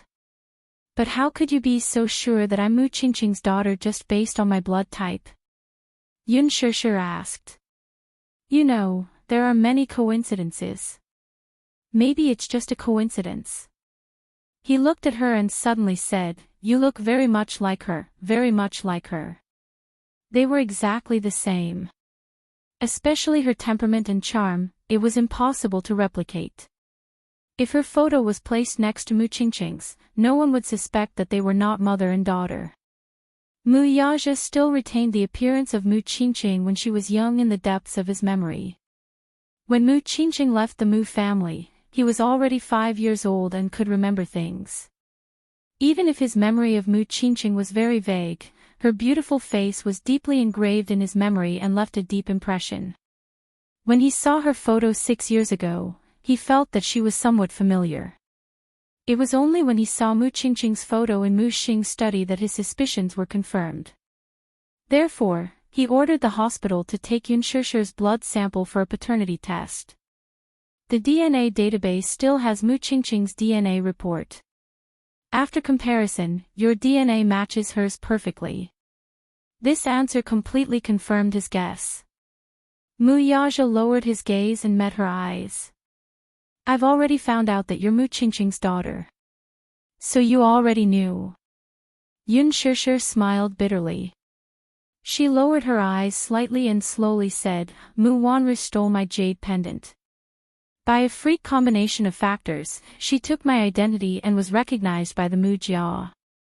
Sadly, I only found out about this matter recently. From the moment she entered the Mu family, I thought that she was very suspicious. Yun Shishir was a little surprised. Then, why didn't you say anything? Is it important? Muyaja suddenly asked. Who was Mu Wanru? Was her identity real? It did not matter to him. Why is it not important? Yun Shishir smiled bitterly. If fate didn't play tricks on me, I would have been your fiancé from the start. They would not have met so late. She would not have met him in such an awkward position. Chapter 651. If not, they would not have met so late. She would not have faced him in such an awkward position. Instead, she would have stood beside him as his legitimate fiancé. Muyaja smiled at this. He could not help but ruffle her silky hair. This silly woman must have thought that if she were the one who had returned to the Mu family 15 years ago, she would have become his legitimate fiancé. Alas, he did not think so. In a way, if Mu Wanru had not replaced her, he might not have fallen in love with this woman. 15 years ago, he could only resist and reject Mu Qingqing. The young Muyaja harbored a strong enmity toward this woman. Mu Qingqing was the woman his father dreamed of and the woman his mother hated for the rest of her life. She was the woman his father cherished for the rest of his life. Mu Lianqing had given her his love for the rest of his life. His heart had always been with Mu Qingqing, and it had never left her. Infatuation and devotion. Jiang Yishan's initial anger and humiliation to her eventual despair and depression were all caused by this woman. In Mu Yaja's mind, Mu Qingqing was undoubtedly a woman who had committed a heinous crime. It was this woman who, without any effort, made his parents' marriage disappear in name only. She was the main culprit. Hence, when Mu Xing pushed the 9-year-old Mu Wanru in front of him and told him that she was Mu Qingqing's daughter, his younger sister, and his future wife, Mu Yaja was furious. Mu Yaja looked at Mu Wanru with eyes full of disgust. He found her disgusting. However, for the inheritance of the Mu family's head, he did not hesitate to use her. He used her as the price to obtain the inheritance of Dishing Financial Group. It was only when he grew up that he understood. His father and mother's marriage was a sacrifice in the game between the rich and powerful. This marriage had nothing to do with romance or love. One had no choice but to marry, and the other had no choice but to marry. It was a transaction in name only. Mu Qingqing was not a third party. On the contrary, she had always been a chaste woman. However, his father's infatuation with Mu Qingqing had never changed. Only then did he erase his hatred towards Mu Qingqing. Perhaps, if she were the one Mu Xing had brought back to the Mu family 15 years ago, he did not even dare to imagine if she would become his pawn. Mu Wanru replaced her identity and entered the Mu family, but she also replaced her and became the chess piece in his hands. To replace her as the victim. Fate seemed to have its own will. They had met at just the right time. Sometimes, a freak combination of factors might not actually be a freak combination of factors. However, in order to meet her, he had probably used up all his luck. 6 years ago, Mu Wanru was found to be infertile. You should know about this, Mu Yaja suddenly said slowly. Yun Shishir nodded. Yes, I know. He lowered his gaze. She wasn't born infertile. When Yun Shishir heard this, she widened her eyes in shock and looked at him in disbelief. How can that be? I heard that the Mu family even invited the most authoritative medical research center in the country for this matter. Dishing Financial Group controls 40% of the country's medical market share. Mu Yaja's lips curled into an extremely sinister smile. That's why it's not difficult for me to forge a diagnosis. Chapter 652. What do you mean?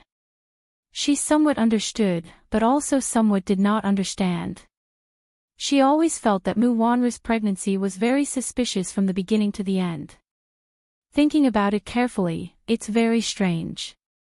6 years ago, Mu Wanru rushed into the room and condescendingly threatened her. If not for her infertility, she would not be the surrogate. Therefore, she learned that the fiancé of the employer who signed the contract with her was infertile. How could a person who had been judged by various authoritative organizations suddenly get pregnant? It's extremely strange. It's simply impossible. Although there are miracles, Mu Wanru's miracle is too strange. Mu Yaja looked at her face that constantly changed, and slowly said, her so-called infertility diagnosis was forged by me. Forged by others. Yes. What kind of power does this man have? In the capital, Mu Yaja's family business is big, and he can cover the sky with one hand. And Mu Yaja is a person who can turn clouds and rain with a wave of his hand, playing with a lot of carnage. To forge a certificate of infertility, for him, it's just a matter of moving his mouth. But, why did you do this? Yun Shishir was shocked and asked the confusion in her heart. Mu Yaja's eyes slightly twitched, and the bottom of his eyes burst out a biting cold light, but he said lightly, because she is a chess piece. A chess piece must obey the will of the master. This is the duty of a chess piece. Yun Shishir was shocked. However, after thinking about it carefully, she was not surprised. Such ruthless and indifferent words, from his mouth, she did not feel strange. However, she still felt confused. Chess piece. What chess piece? At the beginning, Grandpa ordered me to marry her. Muyaja hooked up his lips and smiled. If I get engaged with her, I can get the inheritance of the Mujia's lord. The Mujia is very big, but not everyone is qualified to enter the Mujia's main house. Only the Mujia's patriarch and the next generation's patriarch are eligible to live in the Mujia's main residence. At that time, his father had passed away. In such a large clan, he and his mother depended on each other for survival, and every step they took was filled with trepidation. The Mujia also has many factions within the Mujia. Both the direct descendants and the cadet branches were eyeing him like a tiger watching its prey. He was Mu Xing's proudest grandson and the most favorable candidate to be the next head of the family. Thus, there was no doubt that he had become a thorn in the side of those people. Many people wanted to get rid of him. Every day, every moment, passed with fear and trepidation. Therefore, at that time, the inheritance of the Mu family was undoubtedly a protective talisman for him and his mother. At that time, grandfather was old and his health was deteriorating. After my father passed away, the position of the head of the family had always been empty. Many people were eyeing it covetously, and grandfather had always been hesitant about whether he should settle the position of the head of the family. Muyaja said expressionlessly, "As for me, as the most powerful candidate, many people are eyeing me covetously. But I wasn't old enough then. In order to get the power of succession, I used marriage as a bargaining chip. Mu Wanru, on the other hand, is just a pawn for me to use. Do you think I'll have feelings for a chess piece?" Yun Shishir's heart turned cold. This man, he was actually so cold and two-faced. He could actually use someone to this extent. If Mu Wanru knew that her infertility diagnosis was all used by this man, and she was the victim of his schemes, how would she feel? Chapter 653. She felt that Mu Wanru was really pitiful. She was so affectionate to the man she loved, but in the end, she didn't know that she was just a pawn in Muyaja's hands. Pitiful, sad, but she didn't feel sympathy. Wasn't she asking for all this? Yun Shishir was shocked and couldn't help but feel that it was unbelievable. Then, if it was her who returned to the Mu family 15 years ago, would she also become a pawn of a man? Then, she's pregnant now. Whose is the child? She asked carefully. Muyaja glanced at her and then said, "It's not mine." "Then whose is it?" "Alan, my personal assistant. You probably haven't seen him before." Yun Shishir thought about it carefully for a while. Amidst her thoughts, she quickly realized that she might have seen this man before. That day in the bathroom of the restaurant, she had seen a man who had an ambiguous relationship with Mu Wanru. Although Mu Wanru appeared to be distant from him, from the man's behavior and expression, and even the way he looked at Mu Wanru, it was silently announcing the intimate relationship between them. How intimate? She didn't know. "I've seen that man. He looks clean and gentle. He's probably the Alan you mentioned." "When?" "Just a few days ago, I met him in a restaurant." "You saw him?" "Yes." "What did she say to you?" Yun Shishir's expression changed. "She told me that she's pregnant with your flesh and blood." Muyaja played with her fingers with interest, then suddenly looked up and glanced at her playfully. "So, you're jealous?" It was not a rhetorical question, but a statement. Because of jealousy, she put his number on the blacklist. "No." Yun Shishir denied stubbornly. Muyaja obviously didn't believe her, and there was a playful smile in his eyes. "Little liar, you're obviously jealous." "No." "Okay, no." He smiled indulgently, but did not intend to argue with this woman who did not mean what she said. She didn't expect this little fool to be so arrogant. He liked her arrogance. He liked everything about her. Yun Shishir stared at his handsome face and suddenly burst into laughter. She couldn't hide the smile on her face. "What are you laughing at?" Muyaja frowned and asked in confusion. Our young Master Mu has been cuckolded. Yun Shishir teased mercilessly. Mu Yaja's expression instantly changed, and his eyes suddenly became as cold as ice. It doesn't count. Ha! He suddenly stood up and grabbed her wrists, pulling her into his embrace. Yun Shishir was caught off guard and fell into his arms. Mu Yaja lifted her chin and said word by word, "You are my woman." "She's not." Yun Shishir was shocked, and her eyes widened. "So, it doesn't count." "I'm just joking, and you're taking it seriously." Yun Shishir covered her mouth and laughed. "Mu Yaja, you're really like a child sometimes." "No." Mu Yaja lowered his gaze and hugged her in his arms. Lowering his head, he pecked her fingertips and breathed out, "I'm your man." Yun Shishir's cheeks blushed, and she pursed her lips without saying a word. "I'm your man, so I'll protect you." This was a responsibility that he had to fulfill as her man. She looked up and gently bit her lower lip with her pearly white teeth. Chapter 654. Her heart was deeply touched by his words. "Mu Yaja, are you not letting me into the Mu family to protect me?" "Ha! Why do you ask?" "Intuition, I guess." Yun Shishir's eyes curved as her lips curled up slightly. "The Mu family gives me the feeling that it's a tiger's den. It doesn't feel warm at all. The family I want isn't like this. I won't let you step into such a scary place." Mu Yaja caressed her flawless face and could not help but touch her eyelashes. "I'll protect you and you well." Song Anya was sent to the hospital by a friend. The abrasions had already scabbed over, and the doctor cleaned and bandaged them for her. For an ordinary person, this was not considered a serious injury. However, for Song Anya, who had never suffered any injuries since she was young, this was probably the most serious one she had ever suffered. Along the way, she was depressed. When she thought of Yun Shishir's heart-wrenching words, she felt extremely aggrieved. When Jiang Qiming and Song Yunqi saw her return, they wanted to invite her to eat dessert. However, when they saw her worried face and her limping, they looked at each other in shock. Jiang Qiming's heart ached and she immediately went forward to ask, "Enya, what happened to you?" Song Yunqi also hugged her shoulders nervously and asked a few questions.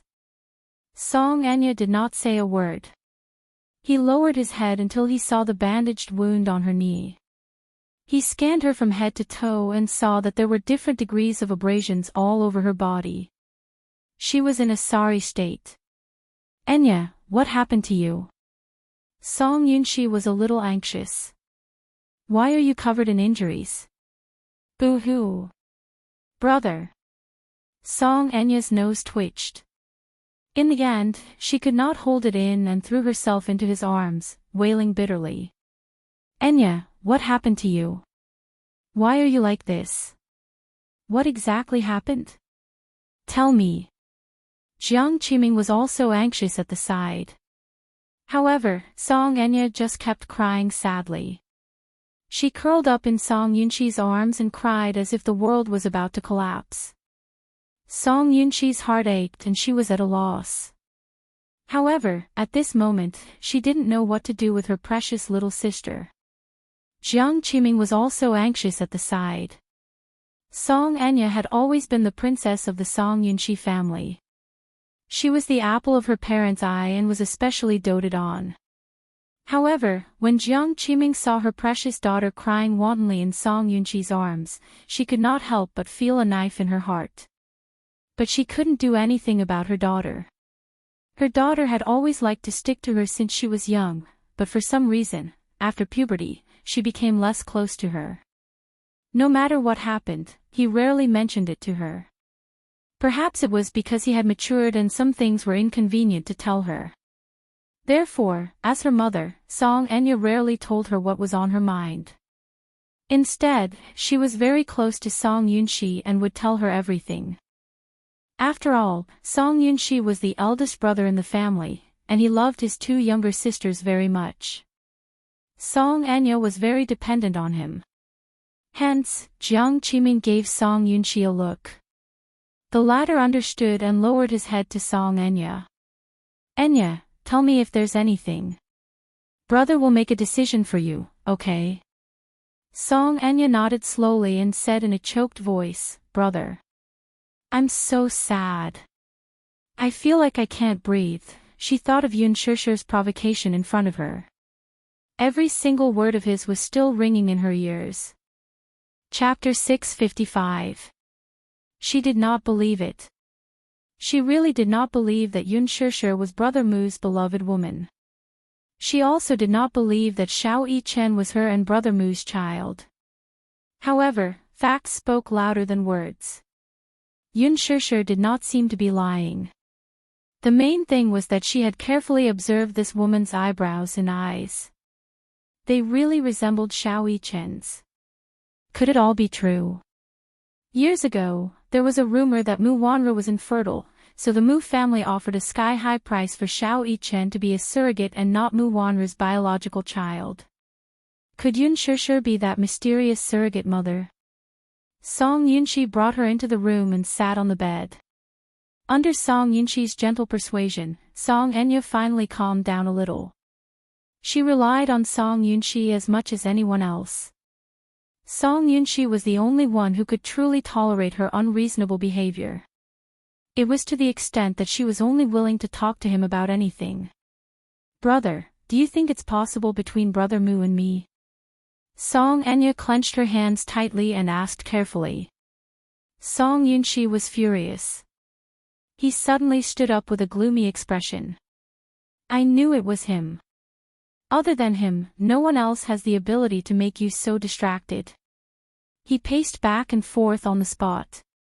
Suddenly, he squatted in front of her and held her shoulders tightly. He asked seriously, Silly sister, do you like that man so much? I've told you many times that it's impossible between you and him. Didn't I tell you to give up? I like him. I've liked him for more than 10 years. You're asking me to give up just like that? I can't take it lying down, brother. She pouted. But you're related to him by blood. No one knows better than you whether it's possible between you and him. Song Yunqi slammed the table in anger. His sister had liked to stick to Muyaja since she was young. When they were young, she would follow him and call Muyaja uncle. But without the adolescent years of a young girl's heart, she felt that this uncle was constantly reminding her of their blood relationship. She deceived herself and changed the way she addressed Muyaja. It was as if this would shorten the distance between them. He didn't know what this girl was thinking. She was always talking about Brother Mu, Brother Mu. It was as if she had lost her mind. He was possessed by her. Irritated, Song Yunqi rubbed the hair on his forehead and glared at her in exasperation. The Missy was taken aback by his anger, but she persisted. So what if we're related by blood? I like Brother Mu and want to marry him. Nonsense. You're just messing around. Song Yunqi stood up angrily. Song Anya, you and I should call him uncle. You're his niece. It's fine if you don't call him Uncle Mu, but you keep saying that you want to be with him. Don't you know that this is indecent? If word gets out that you're doing this, it'll only embarrass the Song family. You'll embarrass me and our parents. Song Anya was indignant. I have many cousins who are together, and their children are all very healthy. This isn't considered indecent, right? What are you doing? Are you lying to yourself? Song Yunqi glared at her angrily and could not help but reach out to poke her head. Use your brain and think about it. If you marry your uncle, what will outsiders think? Chapter 656. You. Song Yunqi pointed at her and cried out in anger. Song Anya glared at her and pursed her lips stubbornly. However, looking at the tears in her eyes, Song Yunqi's heart softened. Let's not talk about this anymore. It's useless for me to talk about this. You'll figure it out sooner or later. Song Yunshi could only comfort herself and hope that her sister would completely give up on Mu Yaja one day. Even in the wealthy families, such marriages between cousins were not uncommon. However, the Song family had been a famous scholarly family in the capital for generations, especially during Old Master Song's generation. They were one of the 10 founding generals of the country and had outstanding achievements. Their status in the capital was important and illustrious. Even the Mu family had to give the Song family some face. Therefore, the Song family was strict. If Old Master Song knew about this, he would probably be so angry that he would expel Song Enya from the family. Song Yunshi naturally could not let her sister go astray and sit back and do nothing. I can't figure it out. I really can't figure it out. I thought Brother Mu doted on me the most. I thought he liked me too. Song Enya could not figure it out no matter how hard she tried. She was the person Mu Yaja had always doted on the most. Even Mu Wanru, his fiancée, he had never doted on her so much. In Song Enya's eyes, Mu Yaja was cold to everyone else, but toward her, he doted on her in every possible way. She thought that she must be very special in Mu Yaja's heart. However, tonight's incident had dealt him a huge blow. There's a reason why he dotes on you so much. Don't you know? Song Yunshi felt that she was hopeless. What's the reason? Because you look very similar to Auntie Jiang. Song Yunshi sat in front of her and carefully looked at her face. From the photo, you look almost exactly the same. When Auntie Jiang passed away, almost no one could get close to Uncle Mu. Only you, because of your face, gave him great comfort. It is precisely because your face is similar to Auntie Jiang's that he would pour his longing for Auntie Jiang onto you. The so-called love, to put it bluntly, you are just a substitute. Understand? Auntie Jiang and I look alike. Song Enya touched her face in disbelief. She was obviously confused by Song Yunshi's words. Seeing her confused look, Song Yunshi was a little surprised. Didn't Uncle Mu mention it to you? He had heard about this from Jiang Qiming. Song Enya's face was very similar to Jiang Yishan's. When Jiang Yishan passed away, Mu Yaja locked himself in his room and did not come out.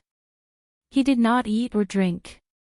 In the Mu family, Mu Yaja's affection for his mother was deeper than anyone else's. The death of his beloved family member was a heavy blow to him. At that time, Jiang Qiming brought Song Enya to the Mu family to attend Jiang Yishan's funeral and mourn.